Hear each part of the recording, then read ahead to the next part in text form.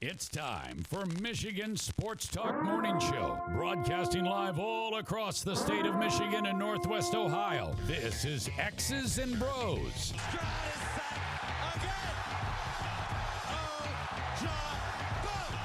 Swings it out to Sadiq Bey. Defended in the corner. To Abdul-Rahman at midcourt. Extra pass. And it goes for the win. The three-pointer by Jordan Poole. Here's the give. Walker. Kenny Walker. Touchdown. Smarty. Goff's got it. Back. Looks. Throws. Ends up. Yes. Caught. Touchdown Detroit Lions. They did it. Amon-Ra St. Brown on the receiving end. Sends one to deep left center field. Back it goes, and that ball's Out of here. A grand slam from Miguel Cabrera. He's got 2 goals. Larkin in on goal. Scores! His first career hat trick in his 7th season for Dylan Larkin.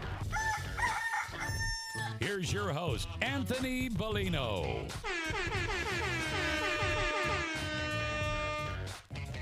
Rise and shine, folks. Good Monday morning to you. It is the 20th day of March 2023. We welcome you here to X's and Bros on the Michigan Sports and Network. Danny Cahalan, Ryan Elke, Anthony Bellino, all joining you. Thank you for joining us, no matter who you are, where you are, how you may be listening, all across the great state of Michigan and in Northwest Ohio as well, from Traverse City down to the Glass City, GR to the Motor City. We say good morning to you. We welcome you. We thank you. We appreciate you. And, of course, we encourage you. Join the program at any time. Text the keyword sports radio. Send that to 21,000. Sports radio to 21000. Meyer Supercenter guest line 248-951-2176. 248-951-2176. We're on Twitter at XB Mornings, Facebook, X's and Bros. And, of course, good morning to our television audience as well. BCSN, now streaming live on our YouTube page at Michigan Sports Network. Add a .com to that to find our website. You can also holler at us in our fan feedback email inbox, xbmornings@gmail.com. Find us all individually on Twitter. Danny Cahalan is the Dan in the studio. Ryan Elke is a RyanL_Key, and Anthony Bellino at AC Bellino. Gentlemen, good morning to both of you. How are you? What's going on? How was your weekend? Dubs. That's how the weekend was. Just all dubs. A lot of Call of Duty? Nope. Oh, other dubs you speak of. What's that like? Is it fun? It is fun. It's great. You know, the rest of the Big Ten, kick rocks. Literally. Tough weekend. It's good. You know, it's good to make John Wagner feel good. That's what it comes down to. You know, it's kind of my job is to get out there and, really, pump him up and, stroke the old ego for him. And I'm sure he will be fired up this week when we talk to him as the Big Ten went full-blown Chernobyl in the NCAA tournament. And obviously we're going to talk a ton about this today. But what a tournament it has been. I like it. I like this a lot. I think this is one of the better tournaments we've had, to be honest with you. Bring me the chaos. Bring me all of the upsets. Like I'm totally fine with it because there's no perfect brackets left. There was like less than 20% of the brackets were still perfect after the first day of games. Then after day 2, 0% on CBS and on ESPN. That's incredible. But that's what we want. Like, give us some of these stranger matchups. Yeah. Like, give us a Creighton Baylor. Why not? Yeah, I mean, you're right. What do you prefer more? Would you rather see just like one team, like 15 seed, like go, win 3 games, or would you rather see like, a bunch of upsets in the first round and then it's, the typical teams that are usually left anyway? Because I'll say it like this. Like we have Florida Atlantic because of the Fairleigh Dickinson thing now. Right. And I know that Ryan will feel this one. If my team's not in it, throw a hand grenade in there.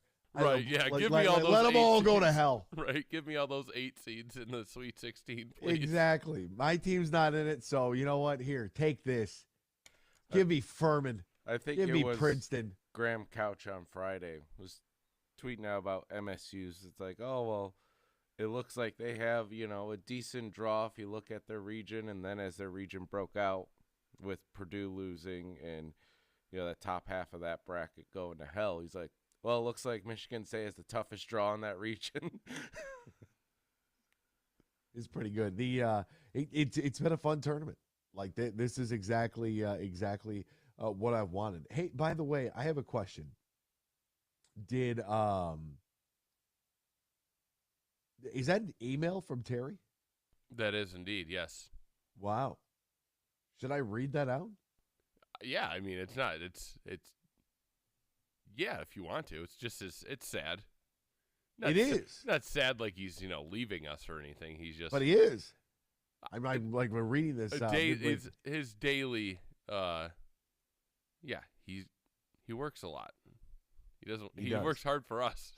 He said, Mr. AC Bellino and the X's and Bros crew, although you've hinted on air that I might be revving up once more for Tigers coverage of the season, the time has come to give up my coveted spot as the day-to-day score tracker for X's and Bros. I hereby officially step down from that honored role April 1st at the end of the current Detroit Pistons season. Kind of going old school here by giving it 2 weeks' notice. As a loyal correspondent, I am proud for each morning's broadcast. I faithfully reported each game score from last year's Detroit Tigers and this season's Detroit Pistons. I've reported a lot of losses and also a bit of relevant information, putting the games in context, and that includes the famed projected season-ending record numbers. This has been accomplished even during out-of-state vacation trips, a trip to Europe last spring, and a COVID diagnosis last fall. Admittedly, it's been a bit of a grind sometimes. Who knows if we've had some championship teams to report on, it would be much more exciting. We know, Terry, that we know. Who knows? We do. We know that. I have some surgery coming up in May, nothing major, but it set me back a week or so. So it's factored it's a factor that played into my resignation. I'll continue to fire off a tweet or other messages now and then, perhaps even break out with a phone call or two. But let me say thanks for all the kind words over the year and showing the love to us 96.1 listeners here on the west side of Michigan. The best to all of you. West Side Terry. Note, I'll be changing my resume to read former content provider for Michigan's #1 statewide morning sports show.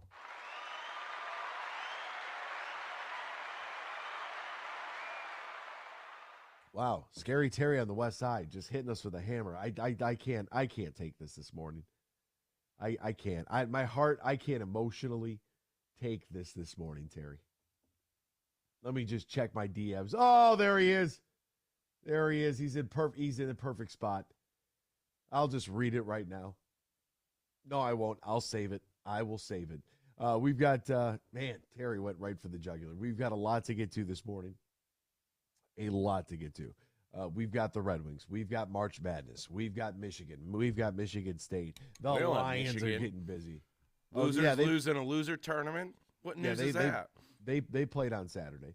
The Izzo kids. We've got the Pistons. We got it all going on, all happening all morning long. Officer Scott's already up. Breakfast must have been served early. They're probably on the streets. He's probably got the cherries on right now, two-wheeling around a corner, chasing around some criminal that doesn't know how to act. First 5 minutes and my Spartans haven't gotten any respect. I need to go bleep at least. I'm not saying that. This is live radio. Right? Go green. Ugh. Sorry, you can go watch your loser tournament, Anthony. Hey, the NIT isn't a loser tournament. It is a secondary tournament for those that failed to make the NCAA the not invited tournament. The National Invitation Tournament. That's what that is. Officer Scott says, let's go. Where are you going, Officer Scott? Where are you going? He's going to New York. He's going to go to New York. One more Scott out there in New York. By the way, shout out to Colton Pouncey for saying, I can't wait to go out to New York to get my favorite, a slice of my favorite New York pizza. Oh, yeah. And people, you got to try this and try that. Dude, it's a Sabaro joke. It's a joke. The whole thing is it's the same as saying, was the war over when the Germans bombed Pearl Harbor? It's the same sort of reference from film and television. And people just don't get it. They don't. And it's great. I've never even actually seen that episode of The Office, and I know what the reference is. All right, we'll step aside. When we return, there was hockey played this weekend. We'll catch you up on what took place next year on X's and Bros on the Michigan Sports Network. Spring is here, and that means only one thing for us Tigers fans. Baseball season is upon us, and opening day is just a few weeks away. Hi, this is Matt Shepard, here to tell you about an amazing offer from my friends at Soaring Eagle Casino. Soaring Eagle Casino, in conjunction with the Michigan Sports Network, is going to send one lucky winner and a guest to Tigers opening day. And if that's not enough, Eagle Sports and Casino is going to double down for you. How about 2 opening days? That's right, opening day home and away. You'll see the Tigers open the season against the Rays in sunny, warm Tampa, Florida, and then you'll be there for the Tigers home opener in Detroit 1 week later. Plus, you'll be hosted by my friend Bill Simonson of The Huge Show, and you'll get to meet and greet yours truly. All you need to do is enter and text the word Tigers to 21000. Enter the word Tigers and text the number 21000, and you could be on your way to see the Tigers play in both the season and home openers. Opening day, home and away, presented by my friends at Soaring Eagle Casino and Resort. Go get them. Play ball. Huge here for my good friend Tom Rosenbach and his team from Bean Carter. Now, they've made that move to partner with Dorn Mayhew, an Eastside firm, and now they're stronger than ever before. Big businesses, small businesses, taxes, any business need you have. You can turn to Tom Rosenbach and his team. Just go to BeanGarter.com. That is BeanGarter.com. Tom and his team also put up the $1,000 in cash in our Bracket Buster Challenge contest at thehugeshow.net. So if you entered the contest, you can follow your picks all the way through the championship game each and every day at thehugeshow.net. Just log in, you'll see it. It's simple and easy, and follow your picks if you took a shot at winning that $1,000 in the Bean Carter Bracket Buster Challenge. Follow your picks through the championship game at thehugeshow.net. That's thehugeshow.net. Huge here for all the Mr. Car Wash locations across Michigan. You're going to want to look into that unlimited monthly pass that I use. Superfly Hayes, my producer, uses it. I can get my SUV washed as often as I like for one low price. You can sign up today. Just go to MrCarWash.com or stop by your local Mr. Car Wash location here in Michigan for the one close to you. And to get that unlimited pass, go to MrCarWash.com.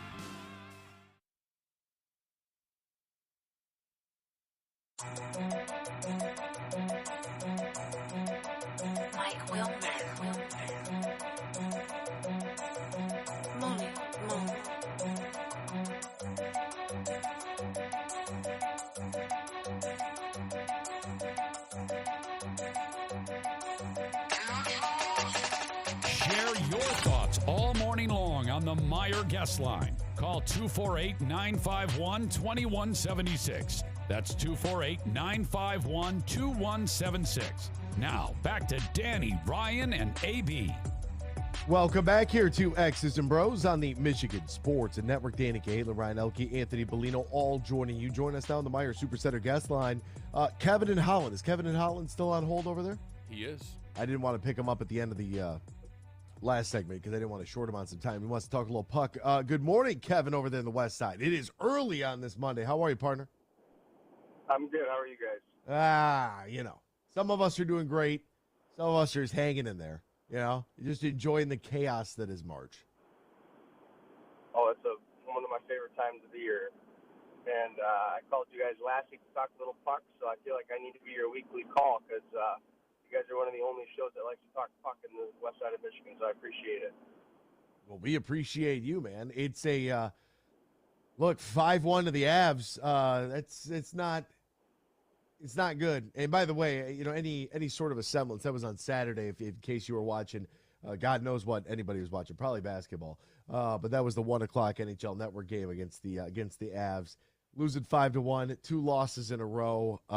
They're basically done at this point. Like there's just not enough games left. There's not enough. They would have to go on an incredible run. They would need everybody in front of them to fall apart.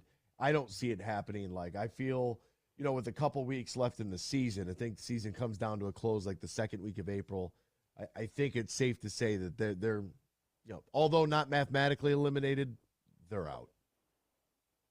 I agree with you, and the big takeaway I had from at least the wing side of the puck weekend was, Simone Edmondson made his debut, and he looked pretty darn good to me. 6'6", 240. I mean, you got a left shot guy now on that side. You got obviously Siders coming up and coming up big lately, and then they found kind of a gem in Jake Wallman. So I think what they're doing is good. I think we all had high expectations because they pretty much went over their expectations this year because Eisman did a good job of getting some pieces together, and then some guys took the next step. So Zadina has looked really good. I know people want him to score, but his two-way play has been absolutely incredible, and he just hasn't had the puck luck. So I think we're about a year away from really.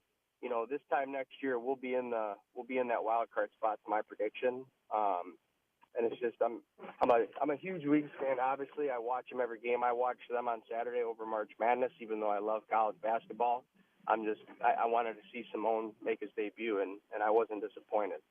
Yeah, he's when you think about prototype and you start to look at the size of what Steve Yzerman's building there. I mean, 6'4", 200. He is and the best part about it is he's only 20 years old. So he's a kid. He's going to go out there and he's going to make some mistakes, but I'd rather have make some mistakes in live NHL action, right? I mean, the minute you think a guy is prepared and eligible to go play, get him out there on the ice and let him go play. It's not like, every game we're on the brink of, losing a spot, inside the top 3 of our division and, we're going to fall into the wild card. So let them grow. Let them go out there and learn off of experience. And that's one of the things that I appreciate with some of the younger guys who have been on this team is that at least they're getting the playing time. They're earning it first off. And then, once they get out there, it's up to them to kind of prove what they're going to do. I feel like this year has been a disappointment. Me trying to be glass half full. I would join you here with the Edmondson, being able to see kind of what the makeup of the blue line is going to look like now for the future. And you start to think that, okay, it's one game. I know, well, let's get ahead of ourselves. That's always fun. Why not, right? Shoot, let's have a little fun. If we got to watch them lose 50 games this year, we might as well enjoy doing it. But if Mo and Edmondson are back there for a decade, right, and they can set the tone. And the other thing about this team that kind of bothers me is they're going to need a legitimate tough guy. Like somebody's got to actually, like Mo will hit people, and that's fine. But somebody's got to be a little scary out there. And I don't know if that's something that a guy on this roster has inside of him or something that they need to go acquire. And I'm not talking the old, like, late 80s, early 90s enforcer. All they do is fight and can't do anything else. Like, that's just not possible. You have to be able to play. But they need somebody who strikes some fear into the heart. I don't know if we have that. I think there's guys out there. I think it all depends on the push they make. I'd love them to go get a Ryan Reeves. Yeah, the guy doesn't score a lot, but he's 6'4", and he scares the crap out of you every time he walks on the ice. So Yeah, they need one guy to answer the bell because we just don't have it. Well, before I have actually different puck talk. I was telling them on the line. I think I have something that isn't going to be talked about a whole bunch because it's March Madness. But the other big national tournament has just about to start at the end of this week, and we got 3 Michigan teams that made it, and that's the National Hockey Tournament in the NCAA. And we got Michigan, Western Michigan, and then my alumni is Michigan Tech. So I got to call them out and give them some love because this coach followed up Mel Pearson, who left us in the dust and went to Michigan, and then everyone knows what happened there with Mel Pearson at Michigan. But, Coach Shawhan has done an incredible job at Michigan Tech. This is his 3rd NCAA appearance in 5 years. He's only the 2nd coach since McGinnis to do it in the history of the school, and that coach won 3 national championships. So Michigan Tech doesn't get enough credit, in my opinion. They just pump out NHL players, Phoenix Copley, Pietila, Roy.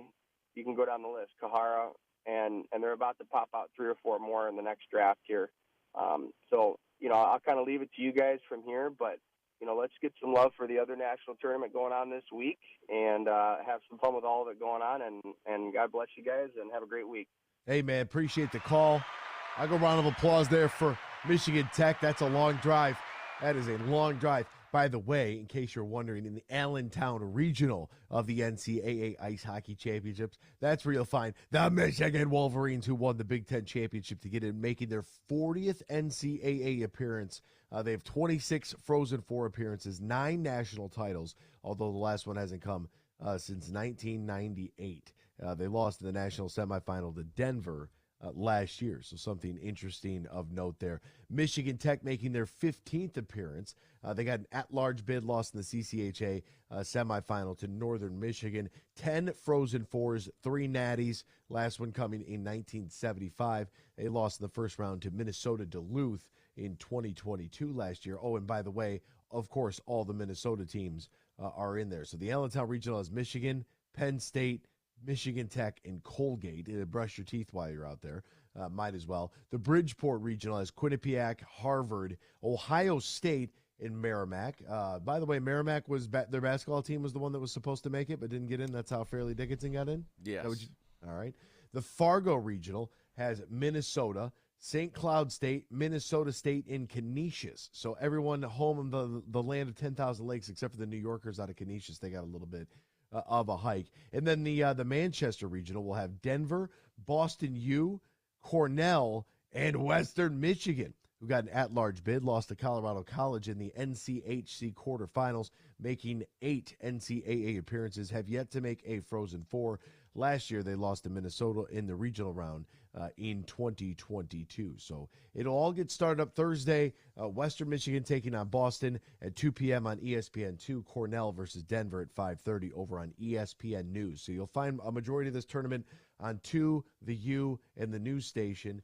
And we'll get to cracking there in the NCAA ice hockey tournament. So I'm glad that we were able to pass that along to you. I'm glad Kevin and Holland. Good morning to you, man. Red Wings might get it figured out. There's a little bit of promise there. They also, I know that Kosa has been having a couple of good games as the Toledo Walleye, I believe, have won their 18th consecutive game on an absolute heater of heaters in the ECHL. Sebastian Kosa, one of the young prospects between the pipes, who I know a lot of Red Wings fans are excited about. He's done pretty well thus far. So I'm going to make a trip to go see him play in person. Hopefully get a little one-on-one time there with the coach and get a good feel for what he's been able to do thus far this season, because that's definitely an area. Somebody has got to come in that you don't just, if Husso needs a day off, somebody's got to come in where you don't chalk up an automatic L. We got to find that guy. Who's going to be that number 2? Hopefully we have him on our in our program in the system already. We're going to step aside when we return. What a weekend. March Madness. I'm not going to be a prisoner of the moment, but was this the best March Madness ever? We'll talk about it next year. X's and Bros, Michigan Sports Network. Huge here for the Michigan High School Athletic Association. You can stay up to date on the latest from Lansing 24/7 at MHSAA.com, at MHSAA on Twitter, and MHSAA on Facebook. The latest news, press releases, and stories connected to every high school in the state of Michigan, available for you 24/7 from the Michigan High School Athletic Association. Log on to MHSAA.com, at MHSAA on Twitter, and MHSAA on Facebook. And if you're looking for archived boys and girls high school sports, MHSAA.TV. That's MHSAA.TV. 24/7, everything you need to know about high school sports in Michigan. Log on to MHSAA.com. Imagine this, winning big at Soaring Eagle. Get nothing but nets and win up to $15,000 cash. It's the $100,000 Hoop to Win every Saturday in March, 6 to 11 p.m. Shoot to win each week. And on March 25th, players compete for up to $15,000. The $100,000 Hoop to Win giveaway. Only at Soaring Eagle Casino and Resort. Your getaway reimagined. Visit SoaringEagleCasino.com for complete rules and details. They say consistency is the key to success. They weren't wrong. So how about grabbing a beer that's consistently smooth, consistently refreshing, and consistently light? You might just find that the road to success can be pretty enjoyable. Michelob Ultra, the perfect balance of taste and refreshment, and only 2.6 carbs and 95 calories. It's only worth it if you enjoy it. Enjoy responsibly. Anheuser-Busch Michelob Ultra Light Beer, St. Louis, Missouri.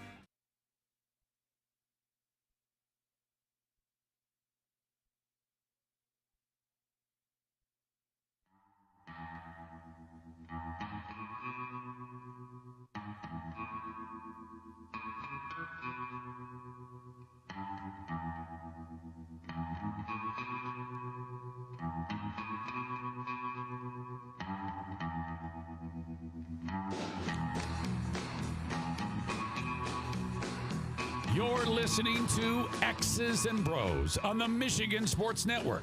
Can't call in? Text us using the keyword sports radio and send it to 21000 or tweet us at XB Mornings. Now back to Danny Cahalan, Ryan Elke, and Anthony Bellino.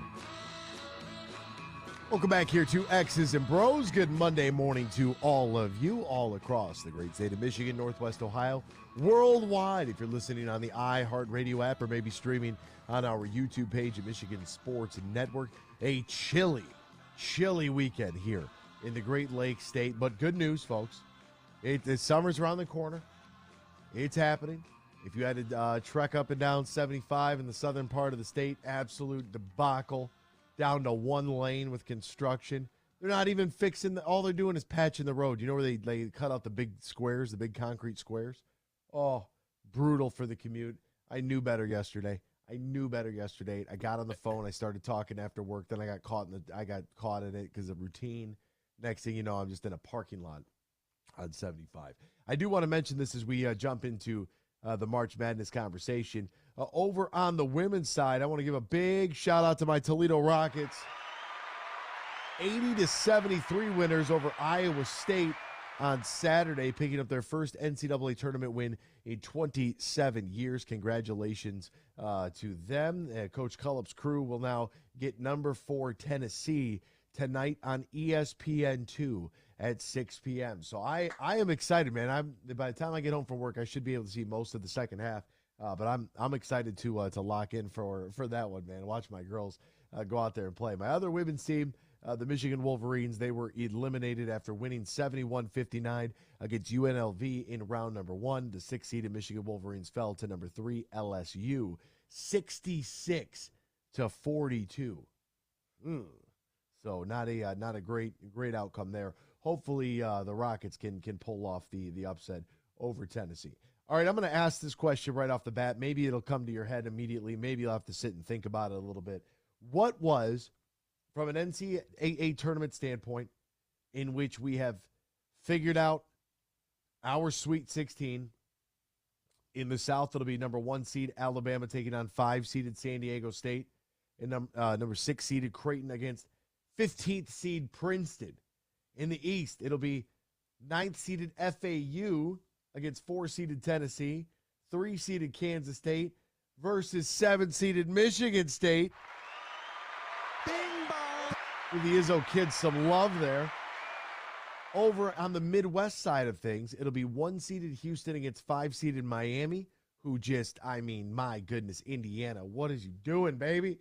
And then 3-seed Xavier against 2-seed Texas, so a little chalky there at the bottom portion of the bracket. 8-seeded Arkansas versus 4-seed UConn in the top portion of the West, and number 3 Gonzaga against 2-seeded UCLA. So down to the Sweet 16, all we have, the last man standing, are the Michigan State Spartans out of 8 teams of the Big Ten, only Sparty to represent the conference. My question to you, what was your favorite part of the opening 2 rounds of the NCAA tournament? Because I think there's some really, really good choices of some games that maybe stood out to you. You have Purdue, history in the making for the Boilermakers. I saw something where Purdue now, between the last 2 seasons, has the worst cumulative score. How did they word this? Because I'm like, what are you guys talking? And I was like, oh, wait, that's kind of a neat way to do things. They lost to a 15 seed last year and a 16 seed this year, giving them a total score, winning March Madness, of losing to 31 if you combine the 2 seed totals. Then you add the previous year onto that. They lost to a 13 seed North Texas.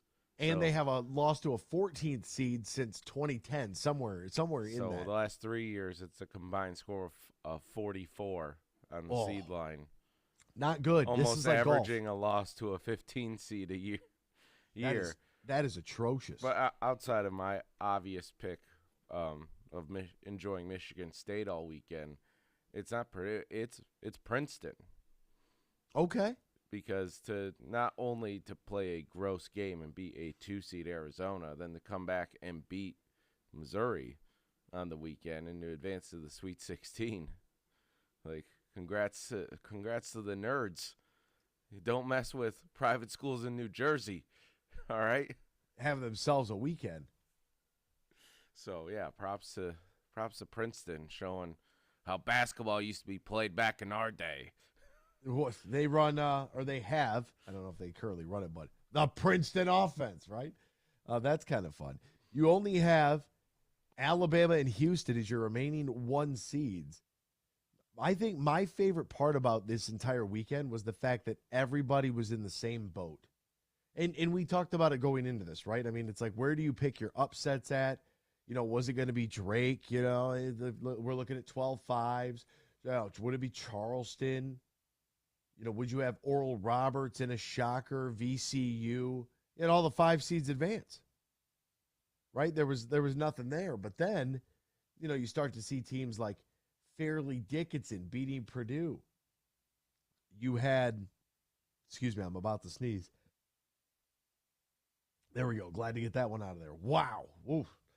Princeton upsetting Arizona. A lot of people had Arizona in their Final Four, right? I mean, you had Pittsburgh beating Iowa State, which was an 11-6 grossest matchup. game of basketball history. Good God. I meant to do this too. I wanted to look because as I was listening and trying to follow along at work on Friday going into Saturday, I was like, you know, when the first weekend is complete, when we get to the Sweet 16, I'll go back through because I want to know what the national average in college basketball of points per game was this season. There's 363 schools, so that variance is going to be pretty wild. And obviously, you're going to score more points in some of these smaller conferences because of the level of competition that you play, you know, game after game. It's just different. Like, you're not going to put up 80 points a game in the Big Ten. It's not going to happen because they have 7-foot guys that can protect the rim, right? And it's just different. I don't know how else to say it, but you know, there are levels to these things, right? You're probably Marquette, who was averaging 80 points a game the last 15 games. I mean, muck it up right there. And outscored with Michigan, the Big East Player of the Year? With the Big East Player of the Year, 7 points. You know, USC had a guy averaging 18, scored 6 points. No big deal. But then Marquette scored 27 more points from 3 than Michigan State, lost by 9. That's crazy. That's crazy. And the reason I wanted to know what the national average was is because let's just look at round 2, for example. Right? And in round 2, I'm looking for teams that scored more than 80 points. You had Creighton, Houston, Miami, Xavier, Gonzaga. What, 5 games? TCU did as well with that 3 at the buzzer from half court. A 3 at the buzzer from TCU? Yeah, to cover. I believe the final was 84-81. You won. Yep. So 6 individual teams scored more than 80 points. If you go back and go to the first round, teams that scored, 70 or less, teams that scored 60 or less, like how many teams got held to 60 points or less? Like, that's crazy.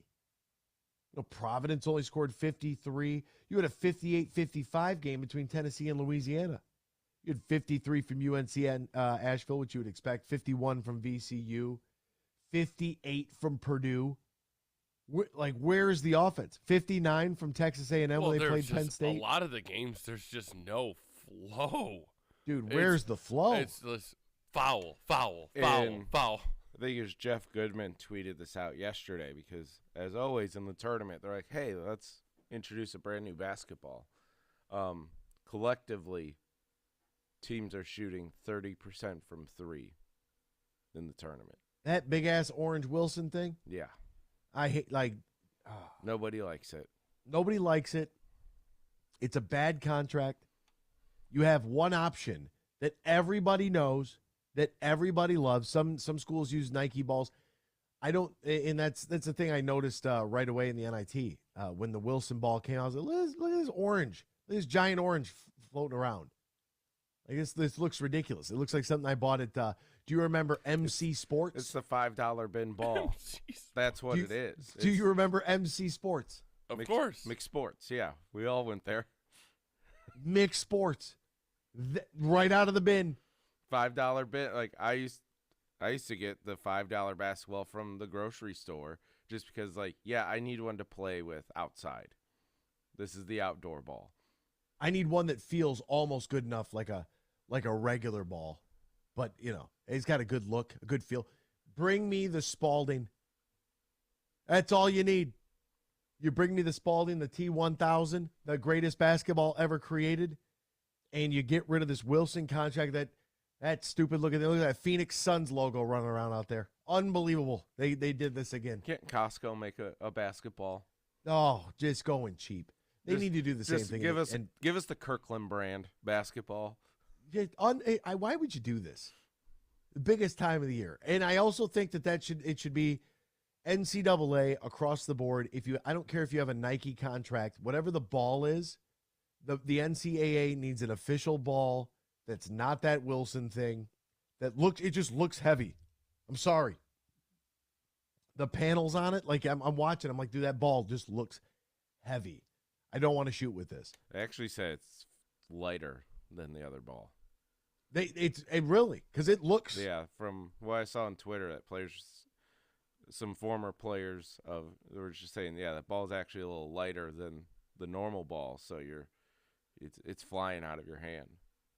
Yeah, I don't like it. I don't like it at all. I think that there should be something uniform that should be used in all tournaments across the board in NCAA athletics. That is a contract that you could get with a brand of ball and be the number one ball and just be done with it. That's just all we need. One ball, just be done with it. Offense has lacked a little bit in this tournament, right? We've seen some scores that, in a 40-minute game, you should be able to be better than a point per minute, you would think. But I've really enjoyed the fact that after the first round was complete, over the first 2 days of the tournament, everybody's bracket was busted. And I think that there's a little bit of a sentiment there where, when you have a little bit of chaos and your bracket gets blown to hell, you don't necessarily want to see somebody that's just gotten lucky and thrown some darts at the wall. And, they've gotten a few things to stick, and now they've got some teams advancing. They're still alive in the hunt. Now it's just whatever bracket challenge you are in, now it's just trying to make the best out of a bad situation. And the best part is, like, every year when the dust settles, it's like, how the heck is Xavier there again? How is Creighton back? They're there every single time, it seems like. Baylor. Michigan State. Baylor's gone. Oh, Baylor's gone. They won the first game, and every year, it's just that there's like 3 or 4 teams that seem like they're there every year, and then the Princetons of the world. Well, you know who's not normally there that may survive the first weekend? Tennessee. Props to Tennessee. Just bullying Duke right off the court. Say, hey, you had Grayson Allen. We're going to pay back. We have this guy. Don't even remember. Plavich or something. He's just going to elbow everyone right from the start. Just bully them off the court. How about this? Duke, North Carolina, Kansas, and Kentucky all failed to reach the Sweet 16 this year. Since the men's Sweet 16 was created in 1975, there have only been 3 other instances when this has happened. 76, 79, and in 2021, with no Kansas, UNC, Duke, or Kentucky. What a stat. I mean, you talk about the blue bloods of the blue bloods in college basketball, and I've got an entire segment set aside for Tom Izzo because I've got a few stats here that are just, I mean, they're mind blowing with the success that he has had in the month of March. So I'm saving that for 8:35. He's getting his own segment. I'm not piecing him together with Duke and UNC and Kansas and Kentucky. Ugh. I'm sad. UNC's the biggest loser out of the whole thing. Preseason number 1. Doesn't make the tournament. Oh, we're too big for the NIT, the loser tournament, because you're the biggest losers of them all. Go hide in a hole. and you're done. I don't know, man. I heard a lot of people with that same feeling there with UNC. Like, I don't think. Do you benefit at all if you're UNC? I've made my jokes about Michigan. Did it benefit Michigan to actually play their younger guys in a tournament setting? To sit some of their bigger guys that, you know what, we're going to give some time to these guys who didn't get a lot of run this year, who are probably going to be key pieces next season, and they get to look into how game planning works into games they'll actually play in, to be in a tournament setting, because our goal is to be in the NCAA tournament next year, so they're not taken by surprise of how quick of a turnaround it is. Like, it's beneficial to those guys, for some of those guys. Yeah. And Hubert Davis, you're 2 years into a coach and you're too big for the NIT. I don't know, man. I really don't. Like, I kind of feel what UNC did there. Like, it was such a disappointment. Like, what point do you just shut it down and say, hey, everybody, just, that's it. We'll take a week off. Let's reconvene and try to regroup here. Instead of, it's already been a monumental failure. Yeah, but there's the difference. This isn't 5 years ago. Guess what? That transfer portal, you say, hey, we'll regroup in a week. Your whole team is gone in a week. That happened. Toledo had 5 guys out of the transfer portal the day after they were knocked out of the NIT. 5. Only one of them saw legitimate time, but still. Those are guys that were on the roster that, now you gotta fill in those spots. Like, it's crazy. It is crazy.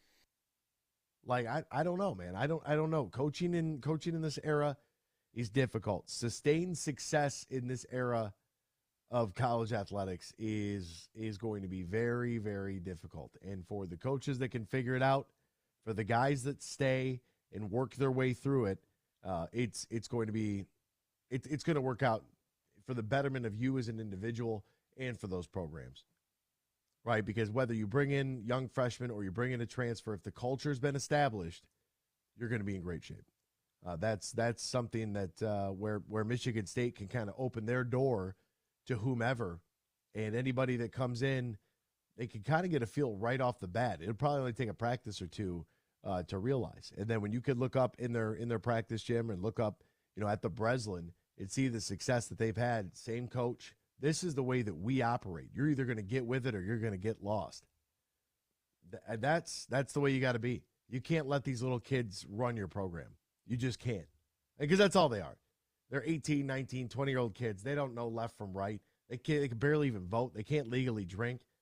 Get out of here. It's like zero life experience. This is the way we're going to do things. And either you're going to fall in line or you're going to fall out of favor with this program. And the portal works both ways. You got a guy there that's not doing too well. You want to make a change? Kick that office door up. And hey, come on in here for a second. Let's have a conversation. And get him out of there. Next man up. We'll step aside. We'll come back. Hour number 2. Michigan falls to the NIT. The Lions make another splash in free agency. Don't go anywhere. Keep it locked right here. X's and Bros, Michigan Sports Network. Spring is here, and that means only one thing for us Tigers fans. Baseball season is upon us, and opening day is just a few weeks away. Hi, this is Matt Shepard, here to tell you about an amazing offer from my friends at Soaring Eagle Casino. Soaring Eagle Casino, in conjunction with the Michigan Sports Network, is going to send one lucky winner and a guest to Tigers opening day. And if that's not enough, Eagle Sports and Casino is going to double down for you. How about 2 opening days? That's right, opening day home and away. You'll see the Tigers open the season against the Rays in sunny, warm Tampa, Florida, and then you'll be there for the Tigers home opener in Detroit 1 week later. Plus, you'll be hosted by my friend Bill Simonson of The Huge Show, and you'll get to meet and greet yours truly.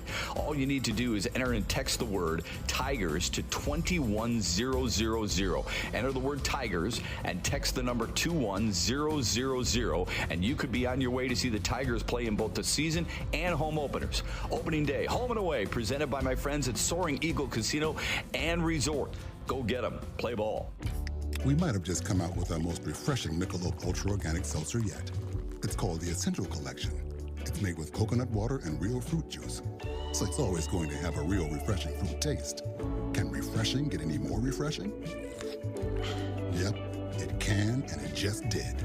Michelob Ultra Organic Seltzer, made with coconut water and real fruit juice for a superior taste. It's only worth it if you enjoy it. Enjoy responsibly. Anheuser-Busch Michelob Ultra Organic Seltzer, IRC Beer, St. Louis, Missouri.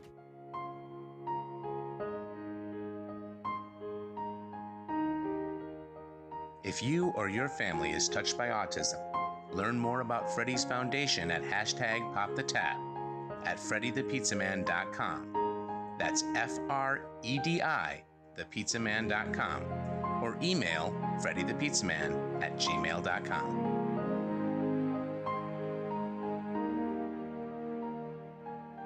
From planting a simple seed to managing a global food supply, growing, processing, and distributing food is the backbone of America. You deal with food safety and labor issues, cost control, and not to mention Mother Nature.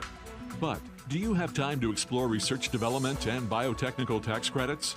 Properly administer payroll for temporary employees. Ensure that you're operating at your most profitable? That's where we come in. We're Bean Garter. And while your business is America's food supply, our business is helping you run your business better. We'll assist with tax credits, assess your processes and controls, and so much more. And while we may not be able to help you plant your crops, we can help you realize a rich financial harvest. From the family farm to worldwide distribution of all the things you grow, grow your business better. Experience service, expertise, and simplicity at Bean Garter. Find us online, beangarter.com. Bean Garter.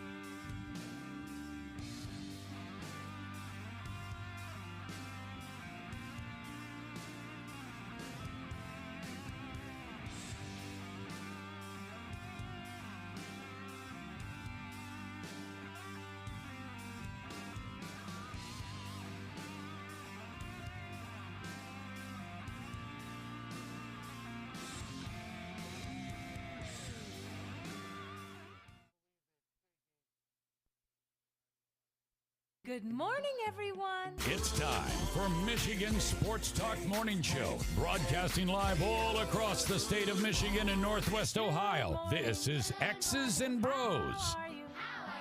Good morning. Good morning. Good morning. Good morning. Good morning. Good morning. It's a good morning. Wake up to a brand new day. Hello. Good morning. Good morning, Vietnam! Here's your host, Anthony Bellino.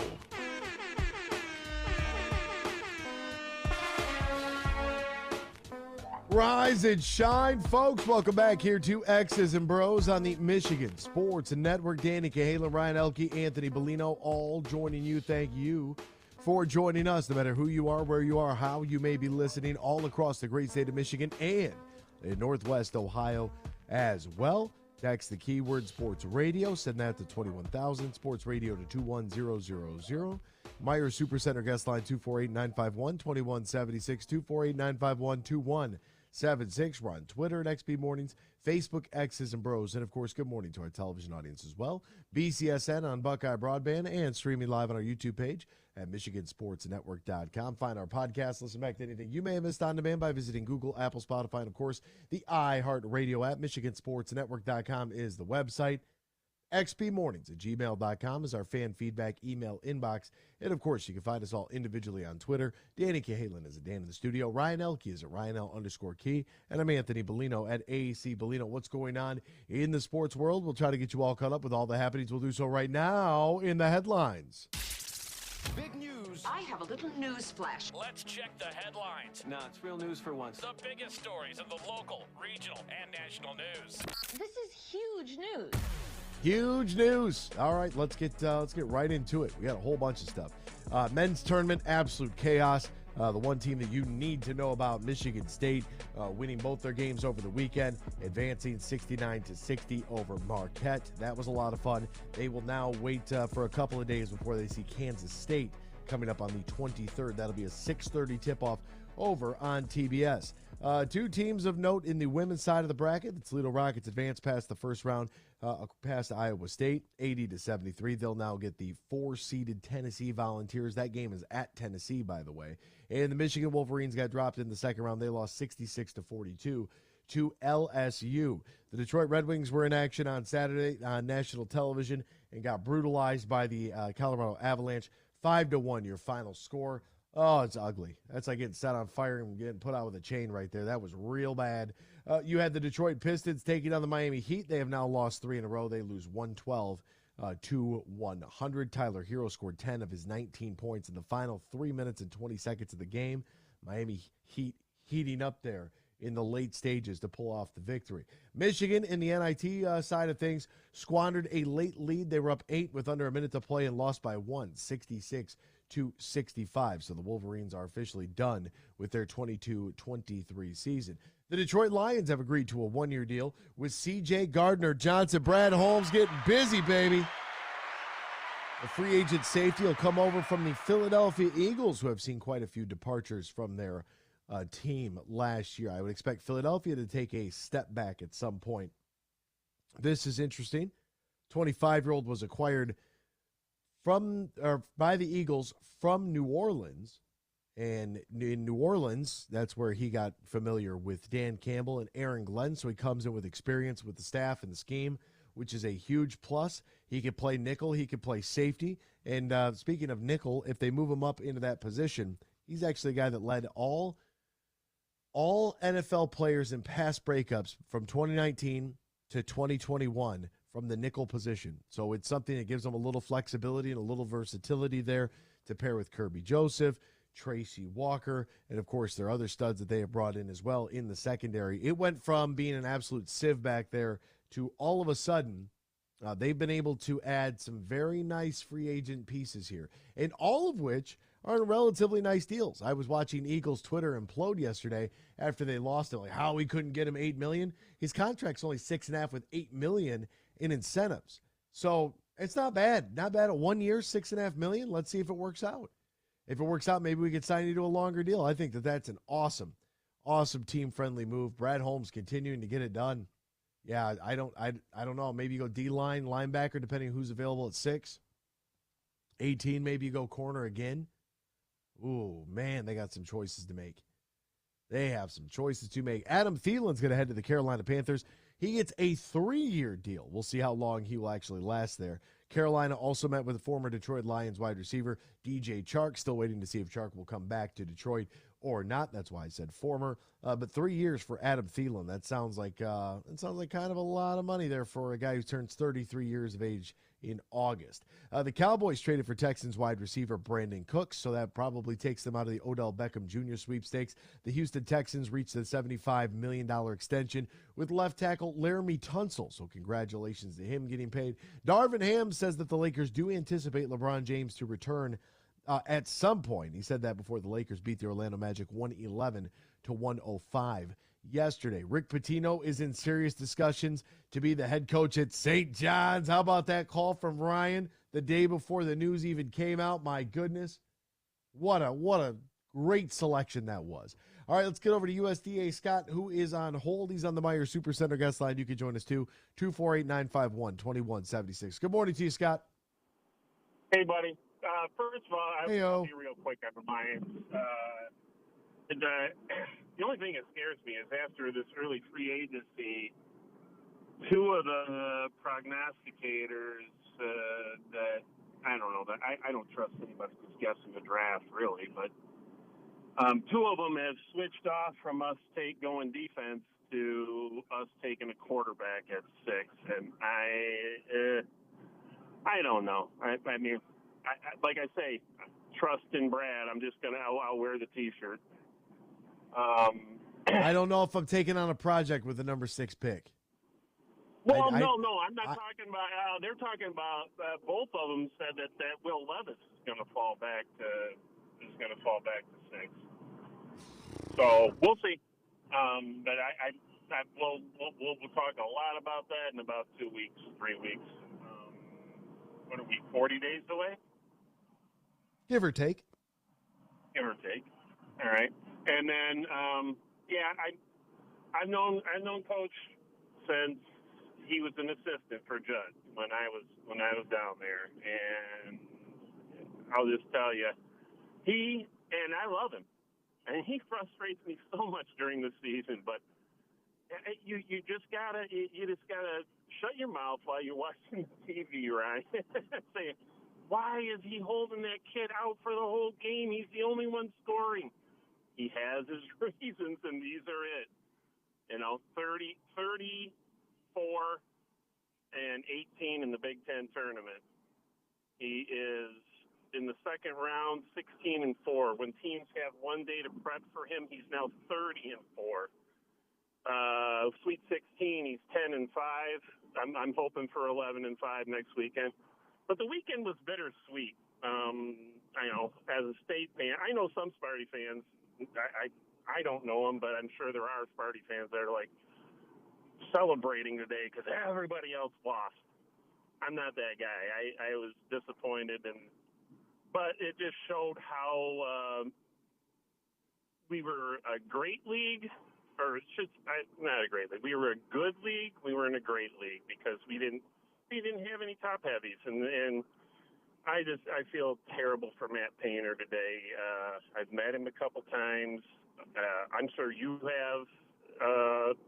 He's a great dude. That's just such a shame. He is an incredible man. He's an incredible man. And you lose 13 seed, 15 seed, 16 seed. Is there a 17 seed next year?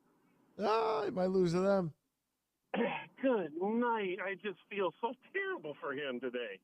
Well, I've had all weekend, but it was just, and they asked Coach about it, and Coach just said, he's a great man, a great coach, runs a great program. I don't know what else to say. Yeah, just incredibly difficult to see a guy like Matt Painter just have absolutely no luck whatsoever, and to accomplish all of that throughout the regular season, only to get to the NCAA tournament and fail miserably is just.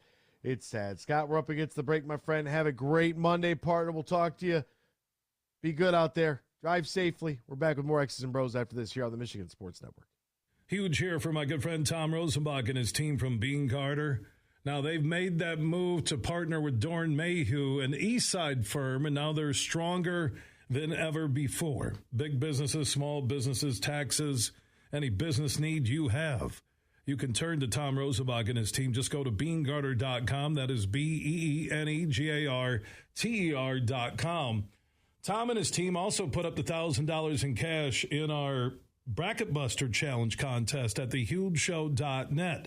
So if you entered the contest, you can follow your picks all the way through the championship game each and every day at thehugeshow.net. Just log in, you'll see it. It's simple and easy, and follow your picks if you took a shot at winning that $1,000 in the Bean Carter Bracket Buster Challenge. Follow your picks through the championship game at thehugeshow.net. That's thehugeshow.net. They say consistency is the key to success. They weren't wrong. So how about grabbing a beer that's consistently smooth, consistently refreshing, and consistently light? You might just find that the road to success can be pretty enjoyable. Michelob Ultra, the perfect balance of taste and refreshment, and only 2.6 carbs and 95 calories. It's only worth it if you enjoy it. Enjoy responsibly. Anheuser-Busch Michelob Ultra Light Beer, St. Louis, Missouri. Huge here for the Michigan High School Athletic Association. Now you can follow everything Michigan High School sports 24/7 at MHSAA.com. On Twitter, at MHSAA. On Facebook, MHSAA. And you can watch archive sports and live sports in season for boys and girls all across Michigan, all schools, at MHSAA.tv. But stay up to date on everything Michigan High School sports at MHSAA.com.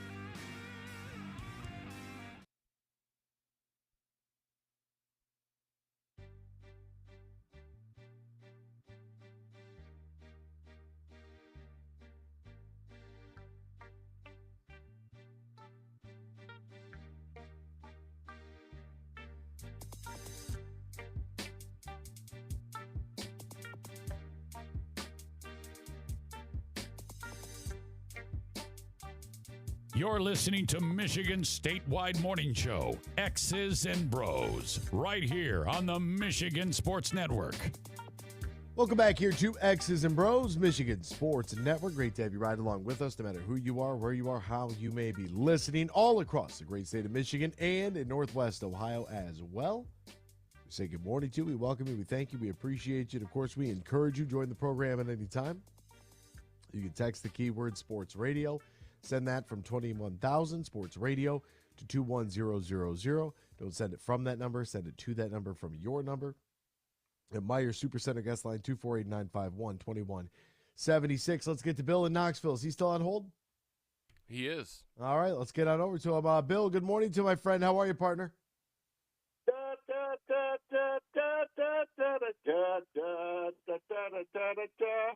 Anthony, I need to correct you on something, buddy. Yes, sir. You said the game was going to be played in Tennessee. It should be the game is going to be played in Knoxville. Okay. You not in beautiful Thompson Bowling Arena on Pat Summit Court? Yes. Yeah. Well, my Rockets are going to give your Tennessee Vols the business. Hope you know that. Yeah, get ready to get some action, Bill. Son. Get ready to get some action, Bill. Dream on, son. Don't think so. Are you going to watch that game tonight? I might. I don't know. We're sitting here yelling at each other over a game you're not even going to watch? You don't even care, Bill. You don't even care. I do care. Okay. You should watch it tonight, 6 o'clock, ESPN 2. Well, yeah, we got a really good coach. I'll tell you what, the men were lucky. I didn't think that they would beat Duke, but I'm glad they did, and I'll tell you the reason why. Jay Billis. Ooh. If there's anybody that I consider a punk and a clown, and I stole that from my other Italian talk show host, and he is a punk and a clown. Bill, why don't you like Jay Billis? Well, this is the same Jay Billis that never gave Virginia Commonwealth a chance. He was over here criticizing one time that Virginia Commonwealth shouldn't be in the tournament. And guess what happened? What's that? They upset. They played the role of giant killer, but they couldn't go all the way. I know they played in the final, and they got beat. I believe they lost to Duke that year. I don't know. Correct me if I'm wrong. Yeah, it's if it's VCU, if Shaka Smart's VCU, that's a long time ago, Bill. I can't. Of course, he's all the time putting down these hole-in-the-wall schools, like like the Fairleigh Dickinsons of the world. Dickinson and some of these others here. Are you telling me Jay Billis won't give the little guy a chance, Bill? Yeah, that's right. Oh, I'd say, see. That's not good. Well, you should let him know. You should tell him. That isn't good. But don't underestimate them hole-in-the-wall schools, Anthony, because I'll tell you, they always love playing the role of Jack and the Giant Killer. Yeah, well, that's exactly what Fairleigh Dickinson was. It literally. I mean, Purdue has a guy who's 7'4" on their team. Like, that's a Jack and the Giant Killer is it's a really good reference there, Bill. Bill, how did you know that if your Tennessee Volunteers beat FAU and Ryan's Michigan State Spartans beat Kansas State, that these two teams will meet each other in the Elite Eight? Are you prepared for that rivalry, Bill? I'll tell you what, you're going to have two great coaches colliding with each other, Barnes for Tennessee and Izzo for Michigan State. If this were all to happen, and Michigan State were to beat the team, would you call in and sing the fight song, Michigan State's fight song for Ryan? If I knew the words to it, but I don't. We could look the words up. We do have the internet. We can make this happen, Bill. Oh can you? If this happens and Tennessee wins, Ryan will sing you the Rocky Top song. Yeah. And of course, speaking of Italians, I know one Italian head coach that our baseball coach over here. I believe, Anthony, he's going to be a bit on the PO side. I think we lost 2 out of 3 to Missouri over the weekend. Oh, that's tough. That's all right. It's a long season, Bill. Long season. I know Tony Vitello is not going to be no happy camper. You could take that to the bank, Anthony. I thought it was Tony Vitello. Well, it is. Well, you can call him Tony Br0's. Yeah, okay. That's what my number one Italian buddy calls him. Tony Br0's. I like that. Well, Bill, I hope that your Volunteers can get past FAU and Ryan Spartans can get past Kansas State so we can get this matchup and have a sing-off. Yeah, I hope so. I hope so, too. But I'll tell you, Anthony, dream on, because the Lady Vols is tough in their home court. Well, we will find out tonight on ESPN2 at 6 o'clock. I'll tell you, Kelly Charlie Harper is a good head coach. We'll find out tonight, won't we? Like the job that she's doing over here. You got to watch it, though, Bill. 6 o'clock, ESPN2. They're not going to take the Rockets for granted, the Lady Rockets for granted. Well, they better not. They're going to win. That's what they're going to do. Okay, hey, you better watch tonight. All right, partner, we'll see you.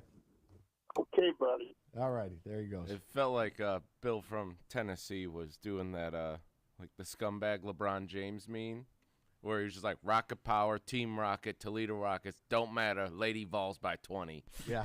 Bill was hanging out at the Still early this morning. I don't even know what I'm not really even sure what we talked about there. All right, it's hour 2 and segment 2, which means it's time for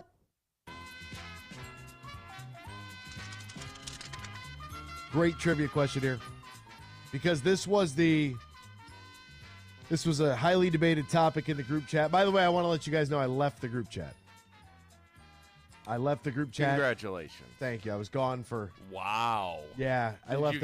Have they tried to bring you back in? Oh yeah. Yeah, I left, and then I was gone for like 3 days, and then I started getting notifications. I'm like, what is this? And they had added me back, so now I got to relieve. Anyways, what player posted a team-leading 7 passes defended for the Lions in the season of 2020? The group chat wanted to argue, because apparently we have some very revisionist history over this young man. And no matter where he goes and tries to play next season, I hope he gets it figured out. I truly do. Because coming off of 2021, we thought he was going to be the guy. And he just had a total meltdown last season. It's a young man out of Penn State. Could be. Oruwariye. Amani Oruwariye is the correct answer. Team leading 7 pass breakups in 2020. Team leading 6 interceptions in 2021. Comes out in 2022. Turnstile in 2022. Just complete head case. Like scheme, I don't know. Yeah, you hope he goes somewhere and at least can be a serviceable option. I had people talking about I'll cook him right now, wear my cleats out. You're not gonna do anything. Sit at your desk and shut up. You're not gonna do it. You're not gonna do anything. Guy's a professional athlete. The video that was going around, I think, over the weekend. It's like, could you throw 10 yards in an NFL game? I saw that dummy. He said he was going to throw for 100 yards in an NFL game. I didn't see the 100, but they set the bar at 10. People are like, no. Yeah, this one guy's like, yeah, of course I could throw it for 10 yards. I'm like, dude, no, you couldn't. One hit, you're going to be in the hospital. It's like on your luckiest chance, if you could survive 3 pass attempts, on your luckiest attempt, you might get 10 yards. If not, the safety just you can't place 500 with the ball you threw. How many times do you think that this civilian would throw the ball into the line of scrimmage? either in the back of the head of the offensive line or in the hands of the defensive line. It would happen every time. They would never get the ball. Unless he played 500 with it. Yeah. It's in my whole theory about the average Joe wouldn't get the ball over half court against an NBA player. It just wouldn't happen. All right, we'll step aside. We'll come back. Don't go anywhere. Lions making more moves. Brad Holmes is working the phones. We're talking about next here, X's and Bros, Michigan Sports Network. Spring is here, and that means only one thing for us Tigers fans. Baseball season is upon us, and opening day is just a few weeks away. Hi, this is Matt Shepard, here to tell you about an amazing offer from my friends at Soaring Eagle Casino.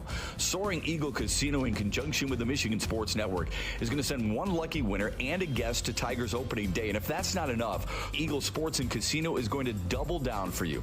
How about 2 opening days? That's right, opening day home and away. You'll see the Tigers open the season against the Rays in sunny, warm Tampa, Florida, and then you'll be there for the Tigers home opener in Detroit 1 week later. Plus, you'll be hosted by my friend Bill Simonson of The Huge Show, and you'll get to meet and greet yours truly.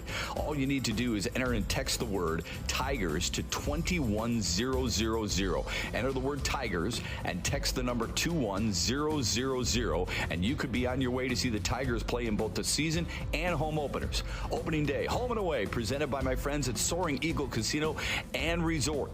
Go get them. Play ball. Huge here for my good friend Tom Rosenbach and his team from Bean Carter.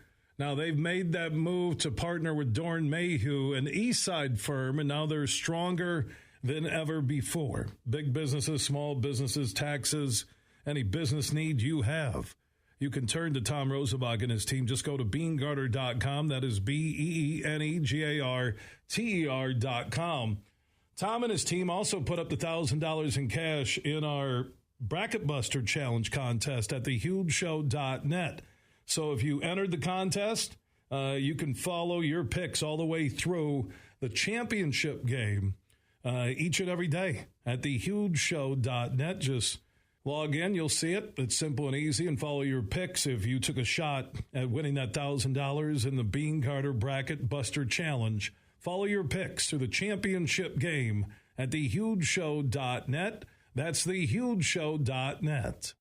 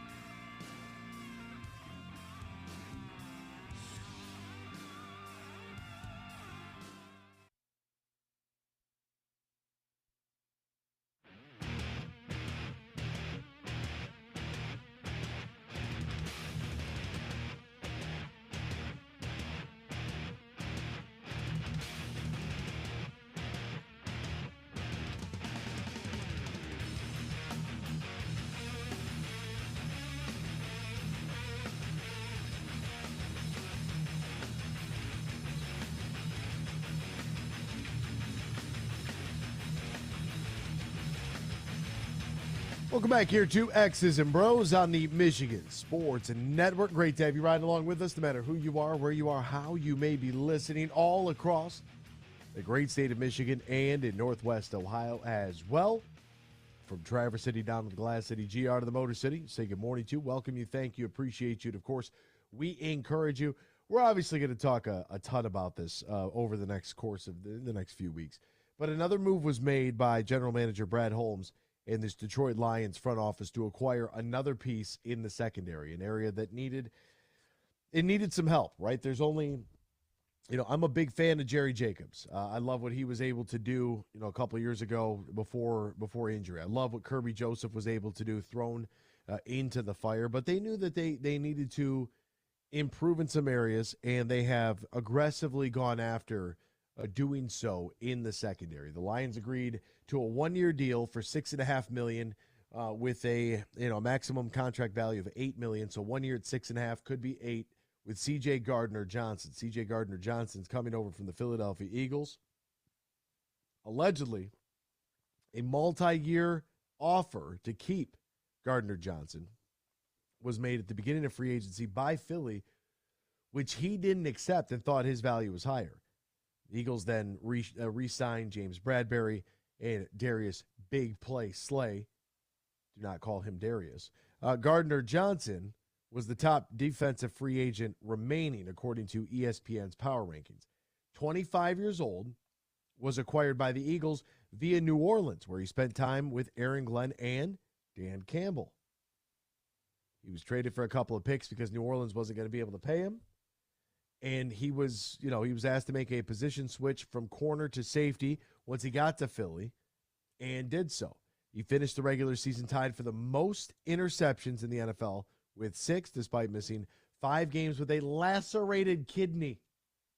He became the only Eagle since the 1970 merger, I should say, to have an interception in 5 straight games. So he could do it all. He could play in the nickel. He could play at the safety, and he was a part of a secondary that allowed the fewest passing yards on average during the regular season, only giving up 180 yards per game. He was a 4th-round pick by the Saints in 2011. 11 picks, 36 passes defended, and 20 tackles over the course of 4 seasons. And that 4th-round pick by the Saints in 2019, from 2019 to 2021, when he was playing more cornerback, he led all corners in the slot position in pass breakups. Like, he is the real deal. And I am very, very excited to see how this front office continues to wheel and deal and be able to pick up these players to be able to, they took an area that was a weak point, and although they have drafted some guys a la Kirby Joseph, some guys have walked on and made the team a la Jerry Jacobs. They have Jeff Okudah.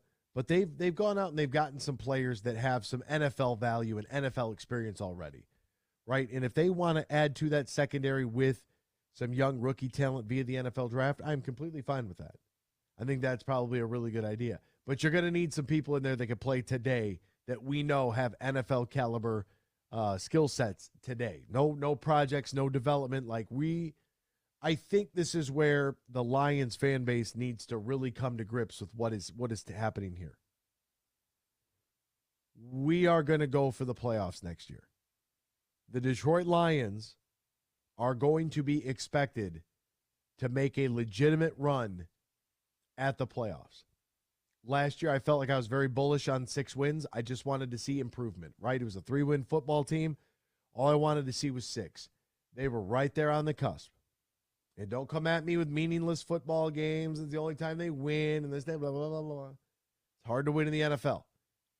There's only been one perfect team ever. So and one other team finished a perfect regular season. You're going to lose games in the NFL. It's going to happen. This team, especially now, with some of the areas of need that they have addressed, this team is primed and ready to go to make the playoffs. So when it comes to that number 6 pick, I'm not taking a project. I need someone who could come in and help us right now. Whatever that position might be. Whether they go linebacker, defensive line, they go into the secondary. Maybe they go wide receiver. I don't know. But whatever they choose to do, that guy's got to be able to come in day one. No more rehabs, no more projects. Like, you need to be ready to go right this second. Here is what Mel Kiper had to say about the quarterback position, because, it's obsessive, right? Everyone's obsessing over the quarterback. You're going to get the next Ryan Leaf, and he's going to take your team to glory. It's going to happen, right? Patrick Mahomes in the waiting. See the vast difference? Multiple Super Bowls for one guy, prison for the other guy. It's a little bit different. Here's what Mel Kiper thinks about the Lions in that position.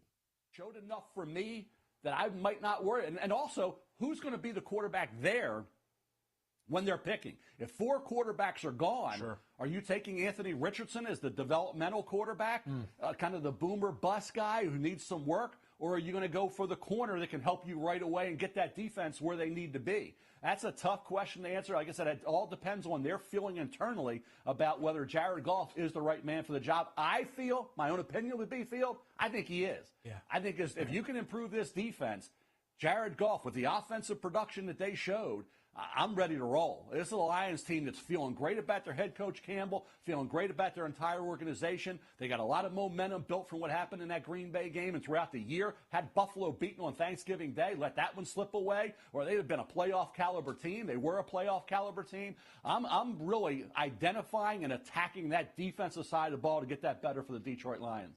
When is the last time we saw so many people from a national perspective be this high on the Detroit Lions? It's not even the fact that they won games. They're Outside of Dan likable. Orlovsky. Yeah, that's a good point. I don't even know if it was like this even like mid-2011 when they were pretty good. And we had a Hall of Famer. We had the best wide receiver in the league on the team, and they weren't talking. And arguably the best defensive player in the league at that time. They didn't talk about us like this. No, they didn't. No. We weren't a very likable team. We're a likable team. And that's not to say, that's not anything like negatively. That's, like we're soft or something. We have a bunch of likable characters, and people got to know us through Hard Knocks, and I really do feel that has changed a lot of the opinion and a lot of the narrative surrounding the Detroit Lions. Now, I was a little shocked. I'm not going to lie. Did you see Jamal Williams and his press conference and what he had to say? Did you guys see any of that at all? I did. I think he meant it as like he was expecting to get paid like, hey, you're the number one dude for the Detroit Lions. And he didn't get that contract, so in his brain, it was disrespectful. I don't think he meant it how it came out, though. And even his secondary comments after were like, oh, it was a disrespectful offer. Then it's like, but it was all love in Detroit, love my time there, love everyone. Like, I think he realized, like, maybe I said the wrong word. Maybe I need to backtrack a little and say, like, it was a great time there, great people, but, yeah, not the offer I wanted. In case you missed it. The offer they gave me, I feel like was very just disrespectful and just showing that they really, really didn't want me to really be there like that. But it's all love. Like, I know my teammates, everybody there at Detroit Lions have love for me and all that. But at the same time, it's just we couldn't come to terms with things.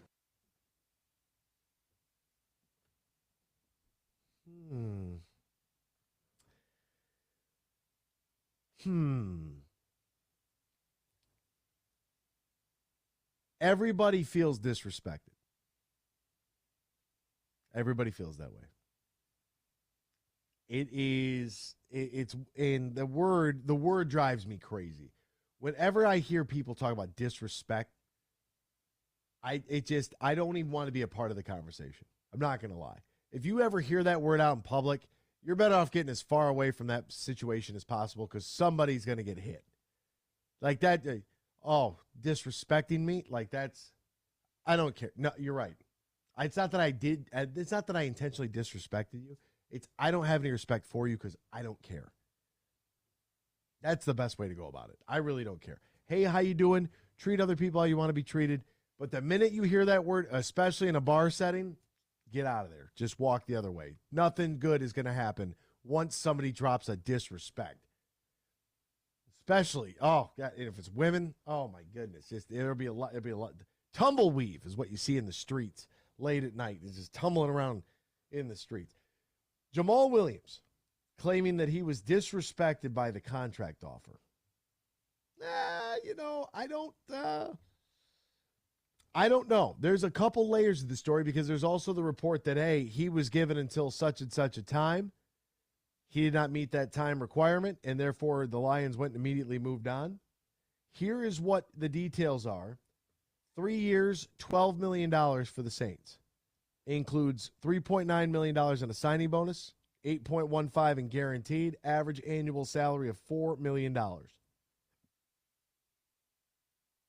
It'll carry him until he reaches his 33rd birthday. That's it. That's not a lot. 3 years, $18 million for David Montgomery. So you are getting a Jamal Williams type of back who is just as strong between the tackles, who is 2 years younger, who did more with less behind a exponentially worse offensive line, and has the vision and ability to break the big one. I'm not mad at this. For $2 million more a year, at an average of $6 million, I'm not mad at this at all. I'm sorry if, Jamal Williams felt like that offer, like, hey, we got to throw something on the table so that, we can offer you. I get it. I understand. At the same time, you got to get younger. And it does feel like this team, this front office group, I've said it before, I'll say it again, the adults in the room know what they're doing. And I know that Jamal Williams is a fan favorite because he likes Pokemon and he throws the ball around with the fans. And every time you get tired, think of that bleeping record. I know why people like him. He's a likable character. He is. This isn't about me personally liking you. We have to get better. Running back is a position they have to get better. DeAndre Swift ain't it. Sorry. Back to C.J. Gardner-Johnson. I just found a tweet from Universal Sports Management. Ooh, find some tweets. Which I guess is who represents Gardner-Johnson. And this is perception versus reality. 1 year real versus 3 year fake. Which sounds better to you? 1 year deal worth up to $8 million, or 3 year deal, $24 million max with $17 million in year 3. Which one are you taking? That was the representation group tweeting that. Whoa. Well, and that's why you got to have, I know some guys want to be their own agent because they don't want to pay the 3% commission fee. I get it, but you got to have people that can handle this, that do this. That's crazy. 17 of the 24 in year 3, which means you were going to play 2 years and get cut. That's what that means. Yeah. We will enjoy you for your services, but we are going to cut you once you become a cap. And then you're just a cap casualty. Now you've got 2 years you didn't really make any money. And now you're 27, 28. You start to get to that upper 20s. Everybody knows the shelf life is short. Right. So in this 1 year with the Lions, so you said it was 6.5 up 6.5 guaranteed, up to 8 with incentives. So you're making that this year than you would have in the 2 years with that Eagles deal. And if you play really well and it's a really good fit, they'll probably re-sign you on a 4-year deal. That doesn't include hidden jargon over who's doing what. AC Bellino, it's disrespectful to fumble at the 1 yard line. It is disrespectful to fumble at the 1. But that's more heartbreaking than disrespect. Terry says, since our discussion a couple of weeks ago, the Red Wings have faded into the abyss of the NHL draft lottery race. I have to say at this point, Brad Holmes is building a better team. The Detroit Red Wings are closer, but not there yet. Closer than the Lions? Terry, you think the Red Wings are closer than the Lions to get into the playoffs? Even though you have a higher percentage chance of getting into the Stanley Cup playoffs than you do the NFL playoffs? Excuse me, sir. We need to get you some help. Terry. What? I'm not saying we're going back to the basement, but I definitely have my mine cart out and I have my pickaxe. And you better bring the pigeons down there with us, because I don't know if we're coming out anytime soon, my friend. You got to take the birds down the mine shaft, and that way, and the birds they'll get out of there. They'll start croaking if they start losing oxygen. You got to take them down there with you. It's a good tell. I don't know who figured that out, but that was brilliant. That's where the Red Wings are going, Terry. The Detroit Red Wings are nowhere near as close as the Lions. Lions are on the doorstep. They were on the doorstep last year. They're a win away. The Red Wings are just imploding. Imploding. We signed Dylan Larkin to an $8.75 million deal. And everyone's like, oh my God, we got our guy. Guy's got 50 points. I'm watching McBuckets up there in Edmonton and his buddy Draisaitl each have 100 points apiece. No, that's not what I meant. They're closer to the playoffs, but not as close as the Lions. Oh, okay. All right. Whew, I'm glad we got that checked out, Terry. I was going to have to send somebody make the check on you. He's going to do a wellness check talking that craziness. But no, you are correct. They're getting closer to the playoffs, but they're not there yet. Every time everyone came into the season thinking Amani O would be great coming off of 2021. He didn't. So explain to me why the whole Lions fanboys who write blogs think Tracy Walker will automatically be great in 2023 coming off of an Achilles in all capital letters. We hope he does, but the Lions made a great move to assure that if he doesn't, they sign CGJ. That's a lot, so they're not holding the bag, having no one behind Amani. Oh, is there something wrong with saying, hey, an Achilles is a tough injury? Let's be cautious, not just assume he'll be great when in reality he's okay. Jacobs loves him because he actually finds the ball. Wow, that's a lot. All right, Freddie's on hold. New York Scott's calling in. We got a lot to get to. We only have 60 seconds, though. So what we'll do is, Freddie and Scott, I know you can hear me. Scott's excited because Tom Izzo's going to go to his favorite New York pizza joint, Sbarro, get a New York slice. Love Sbarro here.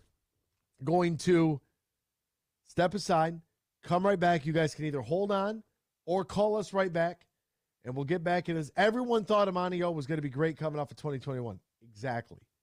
He didn't. 100%. I don't know what Lions fanboys blogs that think that Tracy Walker will automatically be great in 2023. We hope that he bounces back. We won't know until he's out there. This is a fantastic move by the front office, though. Fantastic move. Love this edition. We'll be back with more X's and Bros after this. Hour 3 next, Michigan Sports Network.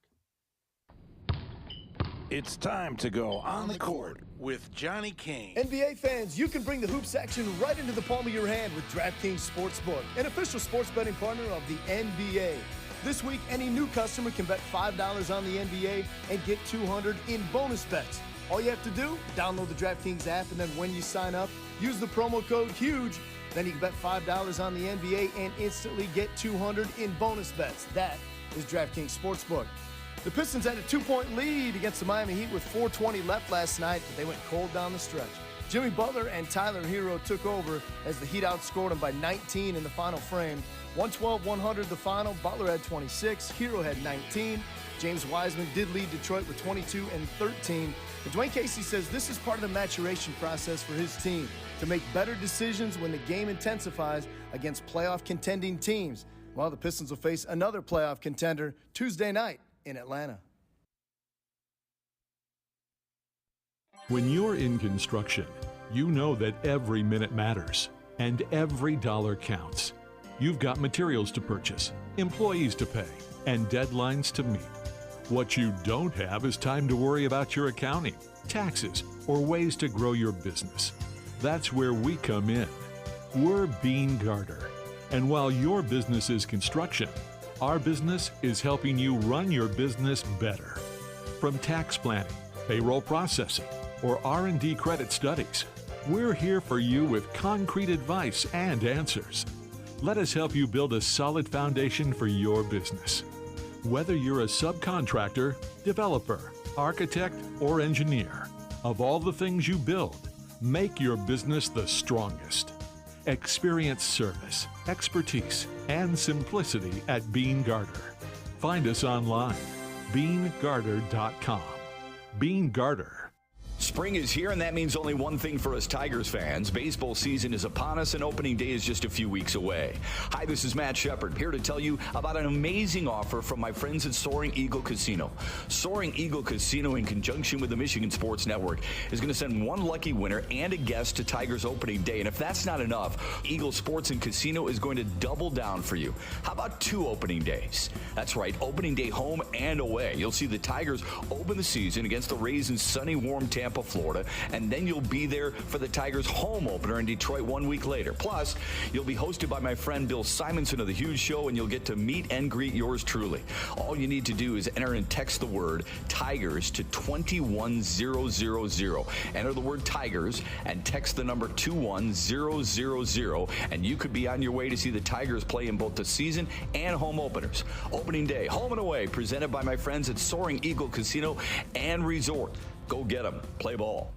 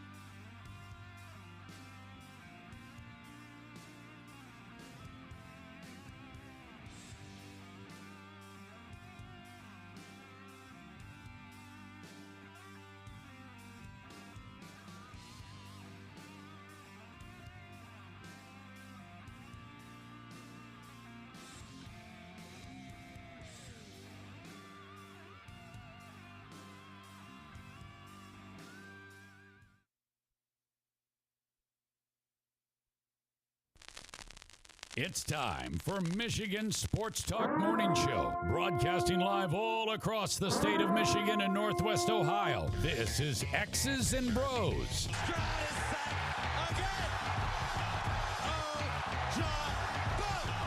Swings it out to Sadiq Bey. Gets Benny in the car. To Abdul-Rahman at midcourt. Extra pass. And it goes for the win. The three-pointer by Jordan Poole. Here's the give. Walker. Kenneth Walker. Touchdown. Smarty. Goff's got it. Back. Looks. Throws. Ends up. Yes. Caught. Touchdown Detroit Lions. They did it. Amon-Ra St. Brown in the receiving end.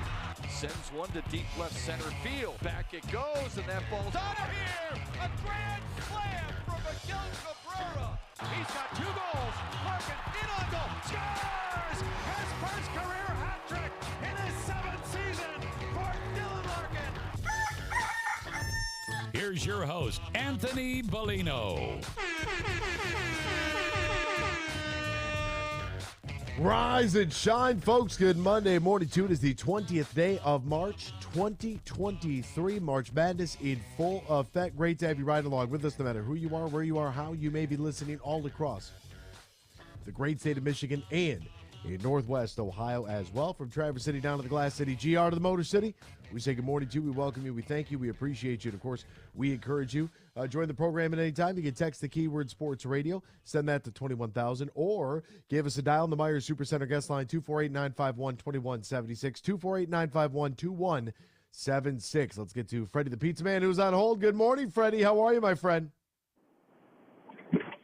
Correction, my name is Fax, F-A-X. How are you this morning, AB?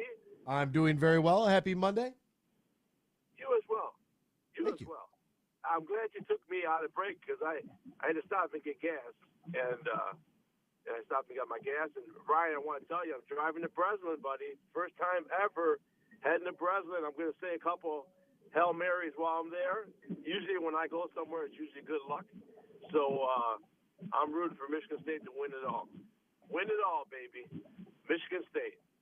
That sounds good, doesn't it? Well, it's what we're hoping for. And just remember, while you're walking the floor, look up and see all those Final Four banners. Hopefully there's a spot for a new one.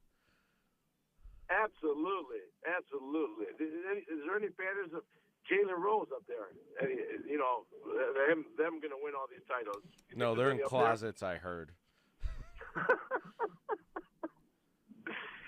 Anyways, I do want to say Jerry Reisman, he is not a fanboy. That guy is fantastic. He says it like it is, and he covers the team, and I love him. Now, you know, Anthony, you said you don't want a project at 6 and blah, blah, blah. But in all reality, let's be honest here. Whoever Brad Holmes takes, this town will love. This guy is more Teflon than Steve Yzerman. He really is. He's more Teflon than Steve Yzerman in this town right now. If you were to actually take a poll, if you had to keep one general manager in town, who would it be? Brad Holmes or Steve Yzerman? I guarantee you Brad Holmes would win that poll without a doubt. There's no doubt in my mind. And all these people are saying he's got to take this, he's got to take this. Whoever Brad Holmes takes, people are going to love it no matter what. And as I texted you earlier, you know, I have no inside information. No one has any inside information. If anyone would have any inside information, it would be more you than anybody else. But the Lions, I think they're going all offense. It's an offensive league, and if he decides to take a project at 6 or trade down and take a project, I would not be upset with it at all. Absolutely no way, Anthony. I would not be. All right. There you have it. Have a good day. All right. There he goes. Did he just say trade?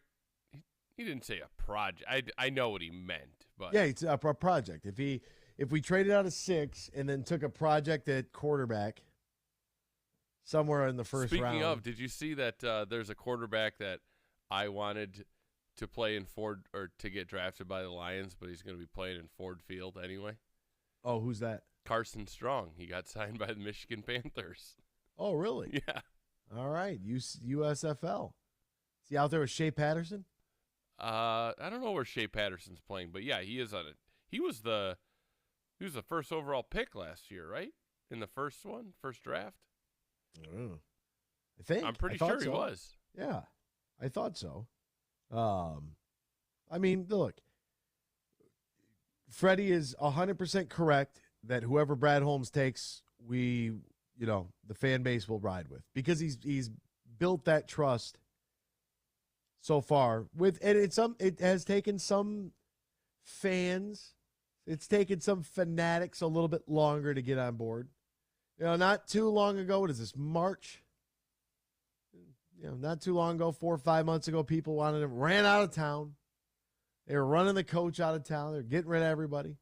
Tough start to the season, but you got to trust the process. A lot of people don't trust the process. A lot of people give up on the process because the process is hard. It's hard. But in the words of the great Matt Campbell, if you trust the process, you fall in love with the process will love you back.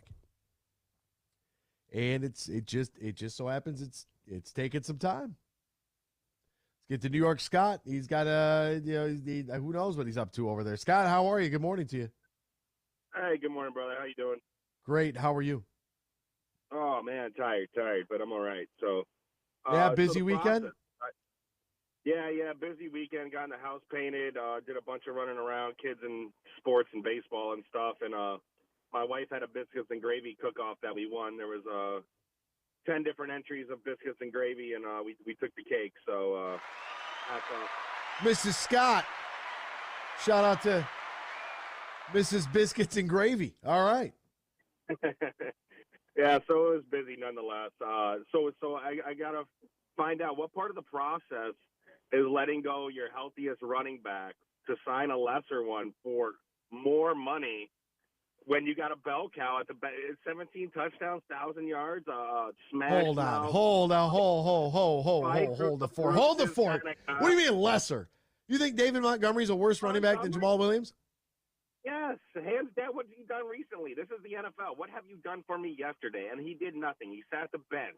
He got injured. He was injured the year before that. He had one decent year when he came out with Chicago. Since then, he's been nobody. When's the last time did you draft him in your fantasy team in the top 5 rounds? In the top 5 We rounds, talked about it last week, Scott. He's played 30 fewer games. He has the same numbers as Jamal Williams. He has played 30 fewer games. Yeah, but that's because he's not splitting. And he played in a much worse offense. But all their offense was Jamal Williams played for the best offensive team in the league, Scott, and he was mediocre at best. Guy's missed 6 games in 4 years, Scott. He's missed 6 games. He started all 16 last year. He ran for 800 yards behind the Chicago Bears offensive line. That was absolute cheeks. They caught another 300. The stats are the same, and he's 2 years younger. He's done just as much, if not. Where is Jamal Williams scoring his touchdowns from? In the red zone where you need it, when you know. Exactly. You need more than that. You need a guy that can obviously take it in from a yard out, but can give you a big burst. Can we break a 20-yard run at some point? I thought that's what Swift's for. All I'm saying Swift's on his way out of town. He's out of here. Guy can't stay healthy. He's made out of paper mache. I'm just saying, I have amount of respect for a guy when you can line up on the 2-yard line. The defense knows I'm coming at you. The offense knows we're running at you, and that man will still push you back and score the touchdown. That's why he had 17 last year. It's not because of anything else but sheer willpower. And to let that go for, $6 million more? I don't know. I don't think he's worth that much more. I don't know. I think if there was a thing that you don't think David Montgomery is worth $6 extra million over 3 years? Yeah, $2 million a season. I think he's worth about the same. I think they're worth about the same. This is coming from the guy that loved the Kenny Galladay contract. So can we really take anything he's saying? Let's let David Montgomery run behind Penei Sewell for a season and see what happens. And then if he gets the ball at the 3-yard line and craps his pants and fumbles and trips and falls, and if he can't break a run of more than 5 yards, then we'll be like, hey, boy, Brad Holmes really blew this one. He should have kept Pokemon. But if not, Scott, and this guy can actually run the ball for more than 15 yards at a time, Scott, you know that. All right, yeah. There's a bunch of ifs. There's a bunch of ifs out there. We'll see how it comes to fruition. But I think the Giants are making some noise. How about signing Bobby O from the Colts, signing Darren Waller? I mean, let's hear that in the national headlines someday. You know, We don't. And they only got Waller because Waller was mad because McD out there in Vegas spoiled his wedding. He got married to the chick from the WNBA. She plays for Las Vegas. He was telling people at the combine Waller's getting married, leaked the news. Next thing you know, he's all over TMZ. And next thing you know, he's out of town. That's bad business out there in Vegas. We'll be back with more X's and Bros after this here on the Michigan Sports Network. Huge here for my good friend Tom Rosenbach and his team from Bean Carter. Now, they've made that move to partner with Dorn Mayhew, an East Side firm, and now they're stronger than ever before. Big businesses, small businesses, taxes, any business need you have. You can turn to Tom Rosenbach and his team. Just go to BeanGarter.com. That is BeanGarter.com.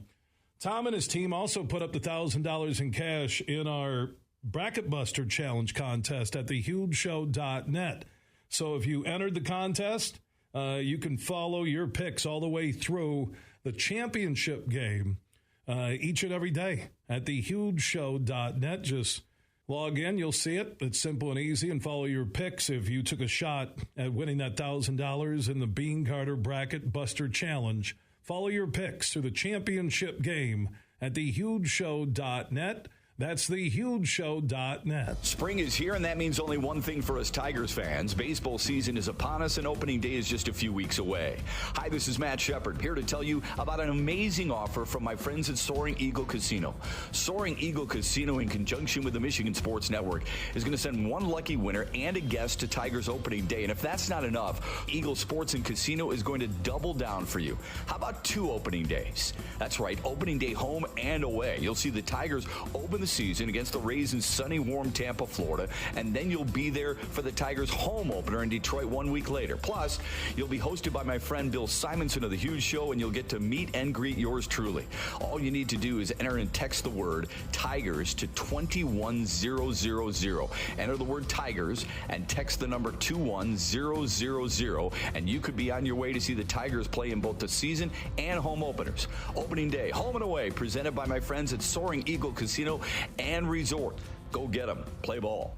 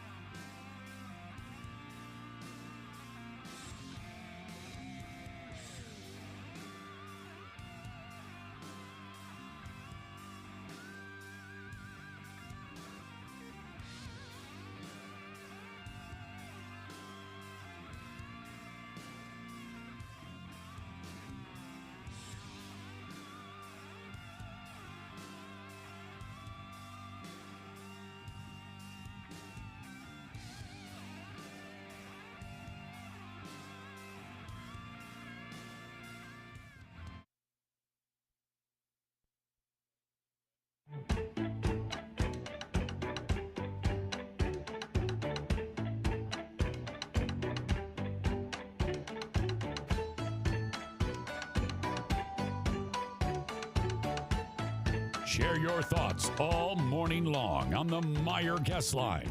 Call 248-951-2176. That's 248-951-2176. Now, back to Danny, Ryan, and AB. All right, New York Scott's got me all fired up. We're getting right back in it. I got a question. Can anybody answer? Where's Scott at? Scott, I need New York Scott to pick the phone back up. That's what I need. No, we're fine. He wanted to come in, talk his trash. We put him in his place, right outside in the streets of New York. That's where trash belongs because it never goes away from there. Oh. Yeah, we got Mike in West Branch. He has positive thoughts on the Lions. Yo, Mike in West Branch. Come on, talk to me, Mike. What's going on? Good morning to you. Happy Monday. Oh, it's the first day of spring. We're going to be golfing soon, Anthony. Yes, we are. You guys all have to come up. We got the Nightmare. We got the Dream right here in West Branch. Come on up. We'll go golfing. Get out, head to the highway. We got a little brewery in town. You can come have a few brews afterwards. I like that idea. I like that a lot. If we could plan that around the Circle Tour up north. I don't know if I can actually say Circle Tour. I think it's going to be a good spring and a good summer. Yeah, we're gonna have good weather. What are you reading, the Farmer's Almanac? I don't care. My Tigers are starting here very shortly. Oh, okay. I don't have a lot of hope for them, but at the same time, it means spring's coming. And my God, what's going on with the Lions? Holy cow. It's pretty exciting, isn't it, Mike? I'm expecting a home playoff game this year. I was just happy with making the playoffs this year. I'm now expecting a home playoff game this year. We should win the North. I like the sounds of that. I like the sounds of that a lot. Brad Holmes has taken every excuse away from Dan. He got him a secondary, got him an upgrade at running back. We've got a solid quarterback. I don't know where they're going in the draft now. Could they pick a quarterback? Boy, with that sixth pick, that got me a little worried because it's not one of the top two. But at the same time, and Brad I trust. Yeah, very much so. He's definitely built he's built that certain level of, whichever direction he goes in the draft, people will ride with it because, it feels like, here's a team that has been, I don't want to, and this is the thing. So Jalen Ramsey he was up for free agency. And oh my God, the amount of stuff that I had to listen to about why the Lions should go get him. And these are the same people that want Russell Westbrook and Ben Simmons. These are the same people that just constantly want some overpaid star. I'll admit I was one of the ones talking about trading for him, but I did not want to overpay for him. There's a big difference there. That very much is. A third rounder, I mean, that tells me just about all we need to know about his overall value is the way that the rest of the league looked at it. But look at what they're doing via free agency. They didn't go out and grab that big name. What they went out and did was got a whole bunch of pieces that are going to fit this puzzle now. Because of C.J. Gardner-Johnson, he was a guy that played in the nickel before the Philadelphia Eagles traded for him, and then they asked him to switch to safety, and then he did that, and boom. He was right there. I mean, they didn't really need him to play corner because they had Bradbury and Slay, and it's like, we got to get this guy is a ball hawk. How do we keep him on the field? Do you want to play safety? Can you play safety? He's like, I'll do whatever you need me to. That's my kind of guy right there. Beyond that, he's getting them on affordable contracts. He's getting them on prove-me contracts, and we don't have the money this year that we're going to have next year. So these are guys that can come in and play for us for a year, at which time we can decide if they're healthy and how well they've played, and then we can up them if we want to, and if not, then we let them go, and we upgrade through the draft this year also. Yeah, he took a lot of heat for the way he handled free agency over the last year, 2 years. He never had any money. Now he has a little bit of money. Next year he'll have a lot of money, and I love what he's doing with it. So far, so good, right? He's building up that rapport with the fan base because you can kind of see the direction. Like, here's an area of need. Let's not sit on our hands, although we think that Tracy Walker will be good to go by week 1. We'll see. He's playing the safety position, which, isn't always as demanding as the corner. Jeff Okudah looked pretty good coming off an Achilles, so maybe Tracy will respond in some of the same way. We saw Kirby Joseph play pretty well. Let's get some help. Let's get some depth, right? Remember, we still have Jerry Jacobs coming back. You've still got either with the 6th pick or the 18th pick. I'd probably go 18th with him, but you've still got Branch out there who's a damn good safety that you can pick. And now he doesn't have to come in and start. Now he can come in and learn, whether Walker's ready or not because of this signing. He is doing things and giving us depth that we have never had before. Can you improve your team now? Yeah. Can you improve your team now while still preparing for the future? It's the hardest job of a GM. And that's exactly what he's doing. Yep. I really think that we are in the top 3 right now in the whole NFC, not just the North. If you go through each team and look at what they have and what they've done, now granted it's a prove me because they haven't done it yet. So I understand that. But if you go through and looking at the paper, as they say, we have a top 3 team in the NFC right now. I think so. We still have to prove it. I would say so. I think that's I think it's fair.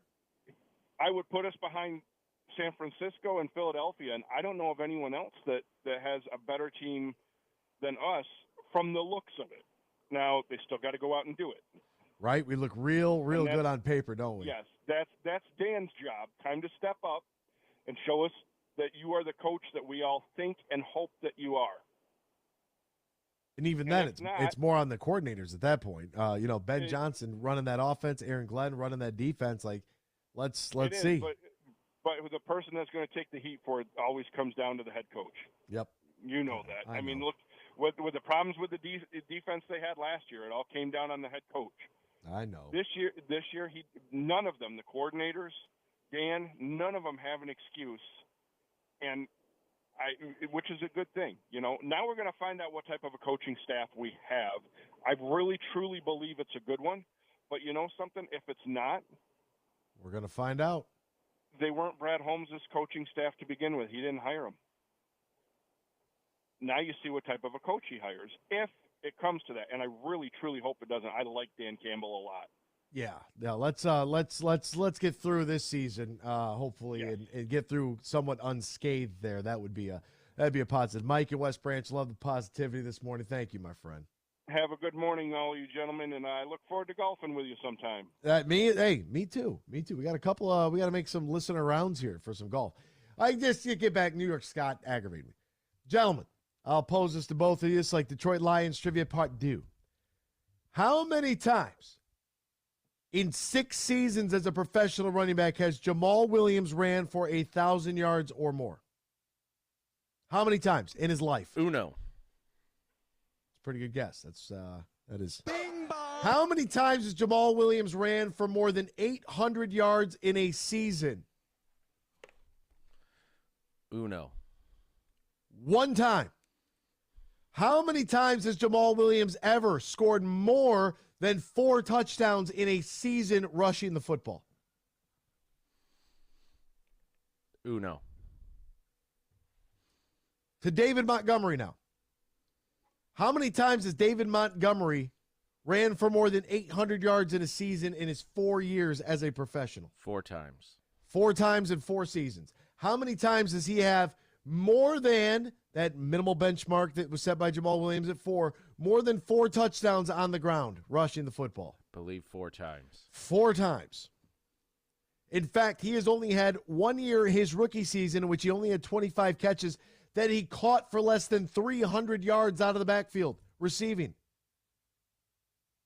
Catching the football. Jamal Williams has never had a 300-yard receiving season. Where did we get worse?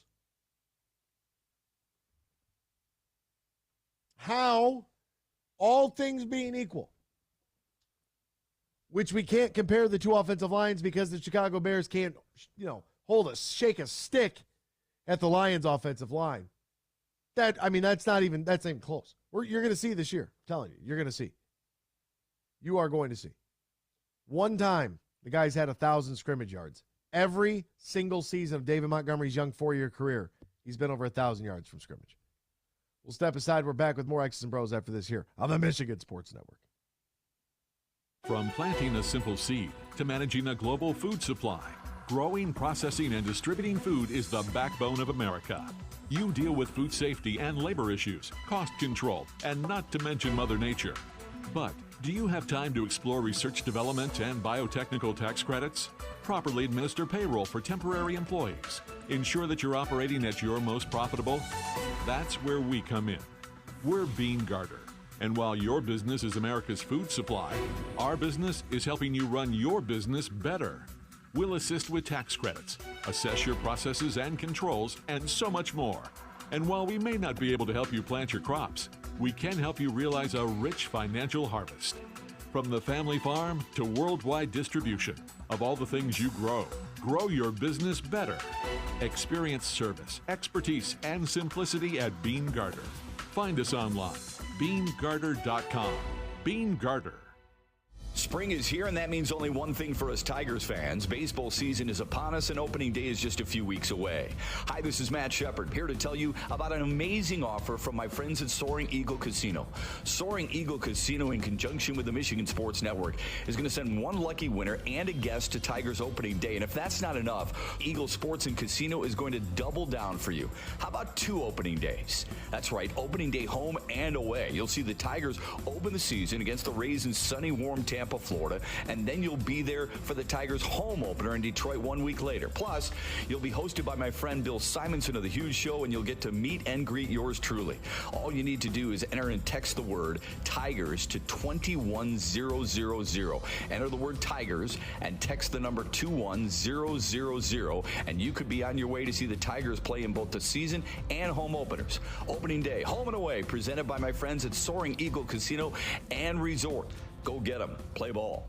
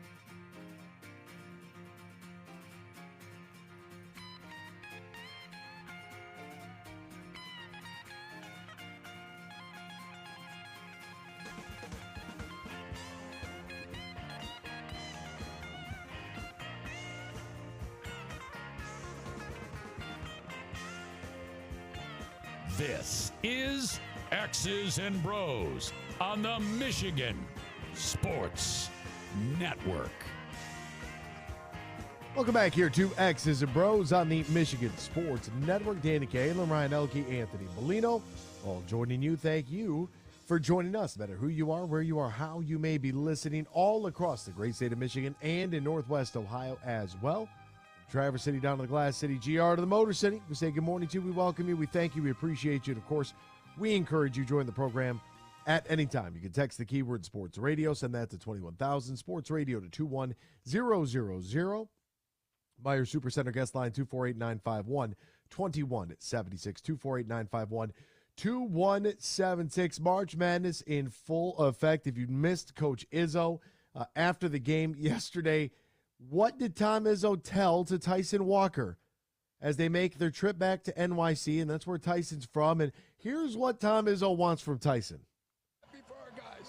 I know you want to watch him celebrate, but I have to ask about Tyson Walker. You go into the transfer portal and get a kid from New York City. How tough was he tonight? Well, we're going home. And I told him two things. You get me there. I want a cab ride and one of them big slices of pizza. So that's what Tyson owes me. He can pay for it with his NIL money. He can pay for it with his NIL money. The postgame there on CBS. Is Tom Izzo gotten a little funnier as he's gotten older? Does he feel a little more? I mean, just imagine 2 years ago making a joke about a student athlete buying you a slice of pizza. Oh, well, yeah, things have changed. Like, thank God. Thank God it's not stuffy somebody, college please basketball. think of the children. I love it. That's hilarious. Good for Tom Izzo. Good for Ryan. Good for Ryan's heart rate also. Heart rate. Yeah. It was okay. He got a little sweaty there. Yeah, the same. But that's what you'd expect in a tournament game. Like, Well, yeah, even at the end of that game when there was like 20 seconds left, MSU's up 8. My son, who's 9 years old, just goes, I want to be the first to say Michigan State won the game. And then me and my dad go, not so fast, my friend. We don't celebrate wins until there's zeros on the clock. Yeah, and after Iowa, we don't take anything for granted anymore. We wait till triple, quad zeros. Every single zero that you can display on a scoreboard, we want it there. We want to make sure that guys have already walked through the handshake line. You're going to have to show them the tape of Iowa. And this is why we play until the final whistle there. 69-60, Michigan State Spartans advancing past the Marquette Golden Eagles. And really, I mean, when you think about Michigan State, had you said before the game, Marquette's going to shoot it 11 of 27 from three, which is right around 41%. Michigan State's going to go 2 for 16 from three. Could you have even imagined Michigan State would win this basketball game? No. And to win by 9 is just ridiculous of how game is. But there was a stretch in that second half where it looked like both teams were trying to say, here you go. Simultaneous knockout? Yeah, because even though Marquette was hitting threes, they had a stretch. I think they had like 5 straight turnovers. And Michigan State wasn't really capitalizing out of that because Marquette's biggest lead throughout the game was 3. So 9 steals in 3 blocks for the Michigan State Spartans. So, but just the first 2 games, it hasn't been the offense. It's just been the defense. When you get the Big East Player of the Year, hold him to 7 points.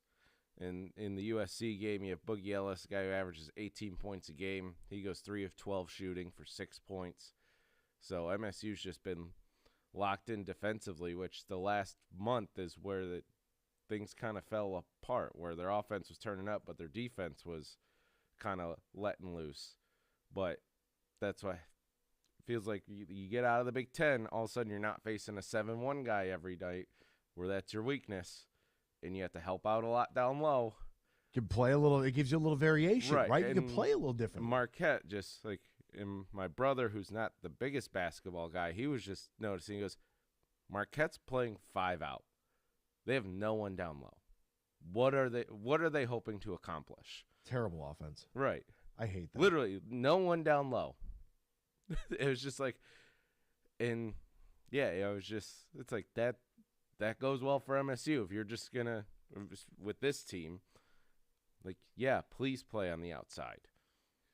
When you think about the interior here for Michigan State, I thought we saw some really, this is the flash in the pan now, I thought we saw some really nice plays out of Mady Sissoko yesterday.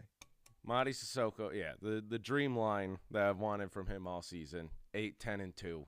Like, and that's 2. all, a couple steals, yeah. too. Throw them in there. But it's like, that's all you I need. want. And then the unsung hero of the first 2 games has been Carson Cooper.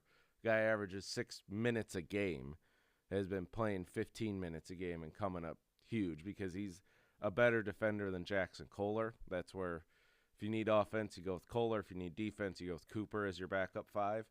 And he's come in and providing points, getting dunks, just providing those quality backup minutes that, has just kind of been an unknown for this team throughout the year. And I thought that yesterday's game for Michigan State, I really thought that this was, even winning without shooting the ball well, this is the kind of game that makes a team like Michigan State dangerous, right? And that's really like, you think about if they're able to add that legitimate interior where for Sissoko, like I was happy for him, I'm not going to lie. Like the guy's he showed a really good flash early on in the season, and then he went kind of AWOL. He was taking a little flack. He's kind of new to the game. He just doesn't have really good basketball sense. The hoops IQ just isn't there. And so, like, to see him have some success, I think is nice because I think that we forget that these are, at times, young men that are trying to feel their way through the world and with the internet and everything else. Like, he's not playing my team. So what do I care if he goes off? And it was just a really, really nice, like, minimal opportunities. It's not like they're going to draw anything up for you. But to capitalize on those is great. And when you have guys that are really bought into their roles and what they can do, man, I was just I was really happy for him yesterday individually. That's why I started with like, oh. Yeah, no, and to have those 2 blocks on the end, playing with 4 fouls, still playing defense that aggressively. It's like you're towing a line here where you don't know, especially with the officiating, kind of how they went in streaks of where MSU had 10 straight fouls called on them to no Marquette fouls. So it's like you don't know where the officiating crew's at with their whistle at that point. So for Sissoko to not let the 4 fouls bother him, just like, if you pause in the paint, I am going to volleyball spike this. If you for Tyson Walker, a guy that, didn't hit a 3 all game. No one did. Yeah, right, 2 for 16, right? Who really did? A.J. Hogard was 1 for 1, and Joey Hauser was 1 for 3. To shoot it that poorly from distance, and a team that, as we were talking to Graham Couch, last week before the USC game, and it's like, hey, like this team has sometimes lived and died by the long ball. To be able to win different ways is very impressive. To take out a Marquette team, the number 2 seed, the Big East player of the year. Now, mind you, the Big East does have 3 teams in the Sweet 16, so I'm not gonna come out here and slander. I saw some slander of the Big East, and I said, look, man. The Big East they're basketball still doing schools, good. they're still alive. Like, I don't know why we're talking about Big East this big. They got 3 teams. Because at times UConn has looked like the best team in the nation. What a bounce back for their program, right? Danny Hurley finally winning some tournament games, making it past the first weekend, I believe, for the first time. It's good that one Hurley can't because Bobby sure can't. No, both brothers make the tournament. I mean, come on. What are you going to do there? But I just, good for Michigan State. There was something that I saw. Brendan Quinn, the scribe, friend of the show. Love that dude. Great hair. He tweets out this yesterday. Tom Izzo is heading to his 15th Sweet 16. They covered that in the broadcast. Some perspective. He has more Sweet 16 appearances than all but 17 programs in college basketball. He has more Sweet 16 appearances than 12 of the 14 Big Ten programs. Your only exceptions are the Hoosiers have 22, the Wolverines have 17. Outside of that, Tom Izzo by 15 Sweet 16s in 25 years. I am spoiled rotten as a basketball fan, and I'm going to enjoy every minute of it. And even in that game, like Malik Hall, who did not have the best game, missed 3 wide-open three-pointers throughout the game. Comes up huge in that last minute, getting that offensive rebound. And you can video is circulating on Twitter. Hall gets the offensive rebound with like a minute 30 left, passes out to Hogard. They call a timeout, and Tom Izzo's just fist-pumping, chest-bumping Mady Sissoko after an offensive rebound. Got to have it. Like, you got to have it. Because that's – Izzo knows. Like, that's his favorite thing. It's just like if you rebound the ball, control the clock, you win the game. That's where it all starts. Mm-hmm. Rebounding wins championships. Danny and Brighton is on the phone. Danny, good morning to my friend. How are you, partner? You know, Anthony, I am always amazing. My friends, happy Monday and happy vernal equinox day. Woo! Excuse me? It's the vernal equinox. It's the first day of spring. Did you not know that's what it's called? It's called the vernal equinox. And then when it shifts over, then in the fall, it's called the autumnal equinox. So there's yes, the equinox. Do you know where my moons are at right now? What time were you born? I thought you were sitting on them. I have no idea. Sorry. Really into astrology. What's your sign? No, I'm teasing. I'm not. That's a big red flag. You hear anybody talk about astrology, I'm going the other way. I can't do it. No, Don't be rubbing any rocks together. Not with it. Don't be burning stuff. It's weird. Get out of here. You didn't have a bad day because your moon was in orbit. Nobody cares. Suck it up. Do better. Try harder. No one cares. So what's going on, man? How are you? Marquette did not have a bad day because their moons were in order. They had a bad day because Michigan State made them look like garbage, and that was really impressive. And you know, as I told Dan, I could not have been more wrong about an analysis of a game because I could not believe how Michigan State basically made, and that's the best team in the Big East, and the Big East is doing well, and Michigan State made them look like garbage. They looked awful. They look bad. They look bad for 40 minutes, but the Big East has 3 teams in the Sweet 16. We have 1. Yeah. We got to, you know, from a conference standpoint, we got a good matchup there. You know, it's interesting because I really didn't know that it was a good matchup. I thought Marquette would just keep jacking up shots and forcing Michigan State to turn into the offensive game and forsake the D, but they did not. They found their identity, and I don't know if it's, you know, Ryan would attest to this. I don't know where Izzo would rate this, but I have never seen him more fired up than like right at the end when that game was over, and you could just see him just fist bumping his ass off on the sidelines as the clock was winding down. The dude was in tears. Well, you knew that this one meant a lot too because he also cries all the time. He's emotional. He does. He's not afraid to, you know, let it out once in a while. Every tournament win. I think we talked about this with Graham Couch. Like, you know, is there a mounting pressure because this team has failed to make it out of the first weekend in recent years? And, you know, Graham had said, like, yeah, he's aware. He knows, like, yeah, these games mean a lot. They mean a lot. You know, it's one thing to get there. It's another thing to stay there, right? And to keep winning. And, you know, for your staff to, you know, that first game, you do your study and you go through your walkthroughs, you get your scouting report, and you're trying to figure it all out, and your kids are trying to process all this information. Then you win. And it's like, okay, we don't have a lot of time. We got to do this all over again for another team right now. So everything you just knew, you can kind of forget. Let's go into this. And then you're trying to piece together information on the scouting report of what kind of offenses, for example, what does Marquette run that you might have seen somewhere else? Because one thing you'll notice a lot of time, especially in conference play, is that when other teams are bringing the ball up the floor and calling out their offense, you'll see players on the court that will yell to their coaching staff what play is coming, or coaching staffs yelling to their players something that they see, that they know what's coming right away. You don't get a lot of that familiarity. So there might be a couple of sets that the opposition will run that you might recognize that, hey, this is what Indiana did, or this is what we do, and we call it this, they call it that. So be on the lookout, conceptually speaking. it's quick to turn that over. And you start to win a couple games. Now you got a little bit of rest, a little bit more time to prepare before Thursday. You feel pretty good.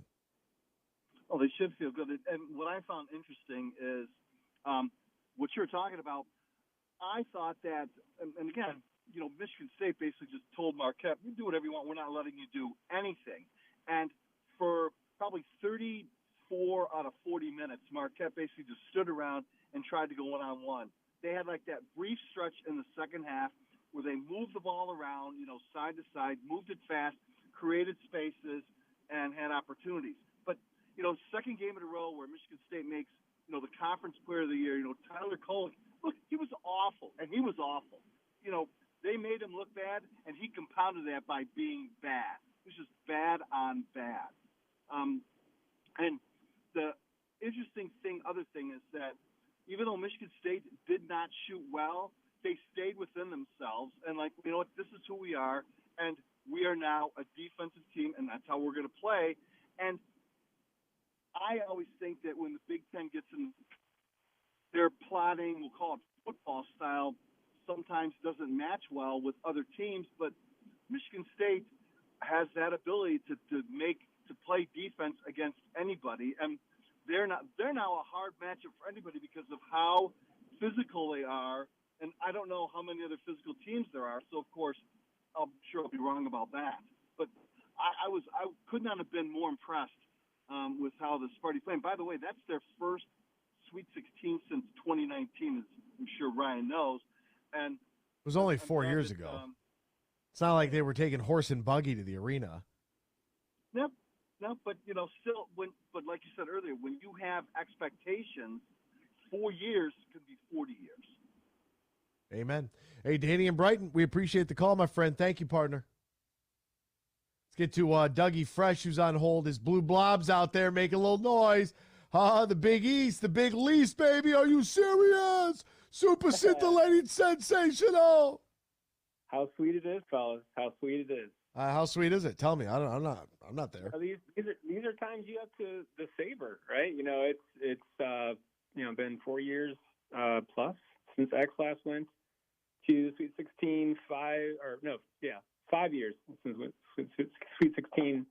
4 years since the tournament. So it's all about matchups. I mean, if you look at the brackets and just the carnage going on in some of these. I mean, we got chalk in for the most part in the Midwest where Xavier is, and they get good matchups. And the funny thing is, before the tournament, when I saw Marquette as a 2 seed with Michigan State looming in the second round, I'm pretty sure I'll have to check my bracket, but I'm pretty sure I picked Michigan. I feel like 3 or 4 of them. I'm pretty sure I picked Michigan State in all of them because. It's Danny's glee there. Yes, Marquette did win the regular season. Look at the 3 Big East teams that are in the Sweet 16. All of them had probably bigger wins in stretches this year. Creighton was a top 10 team that had their best player go down, and they just absolutely. Well, Doug, really hey, Doug, I need you to call back tomorrow morning because we got to hit the break. We got a hard out here at 53, man. I love you. Call back tomorrow. We'll continue. We'll pick back up where we left off. The Blue Blobs tomorrow morning, same time, same place. X's and Bros, Michigan Sports Network. Spring is here, and that means only one thing for us Tigers fans. Baseball season is upon us, and opening day is just a few weeks away. Hi, this is Matt Shepard, here to tell you about an amazing offer from my friends at Soaring Eagle Casino. Soaring Eagle Casino, in conjunction with the Michigan Sports Network, is going to send one lucky winner and a guest to Tigers opening day. And if that's not enough, Eagle Sports and Casino is going to double down for you. How about 2 opening days? That's right, opening day home and away. You'll see the Tigers open the season against the Rays in sunny, warm Tampa, Florida, and then you'll be there for the Tigers home opener in Detroit 1 week later. Plus, you'll be hosted by my friend Bill Simonson of The Huge Show, and you'll get to meet and greet yours truly. All you need to do is enter and text the word Tigers to 21000. Enter the word Tigers and text the number 21000, and you could be on your way to see the Tigers play in both the season and home openers. Opening day, home and away, presented by my friends at Soaring Eagle Casino and Resort. Go get them. Play ball. At Meijer, you get more for your money every time you shop. Like right now, when you mix or match more than 1,000 items across the store, you'll pay just $1 each when you buy 7 on items like extra large avocados, Campbell's condensed soup, Knorr pasta and rice sides, and Body Armor super drink. Get them all for just $1 when you buy 7 or more. Plus, get the same low Meijer prices whether you shop in-store, pick up, or have it delivered right to your door. Exclusions apply. See all the deals in the Meijer app. They say consistency is the key to success. They weren't wrong. So how about grabbing a beer that's consistently smooth, consistently refreshing, and consistently light? You might just find that the road to success can be pretty enjoyable. Michelob Ultra, the perfect balance of taste and refreshment, and only 2.6 carbs and 95 calories. It's only worth it if you enjoy it. Enjoy responsibly. Anheuser-Busch Michelob Ultra Light Beer, St. Louis, Missouri. Huge here for the Michigan High School Athletic Association. Now you can follow everything Michigan High School sports 24/7 at MHSAA.com. On Twitter, at MHSAA. On Facebook, MHSAA. And you can watch archive sports and live sports in season for boys and girls all across Michigan, all schools, at MHSAA.tv.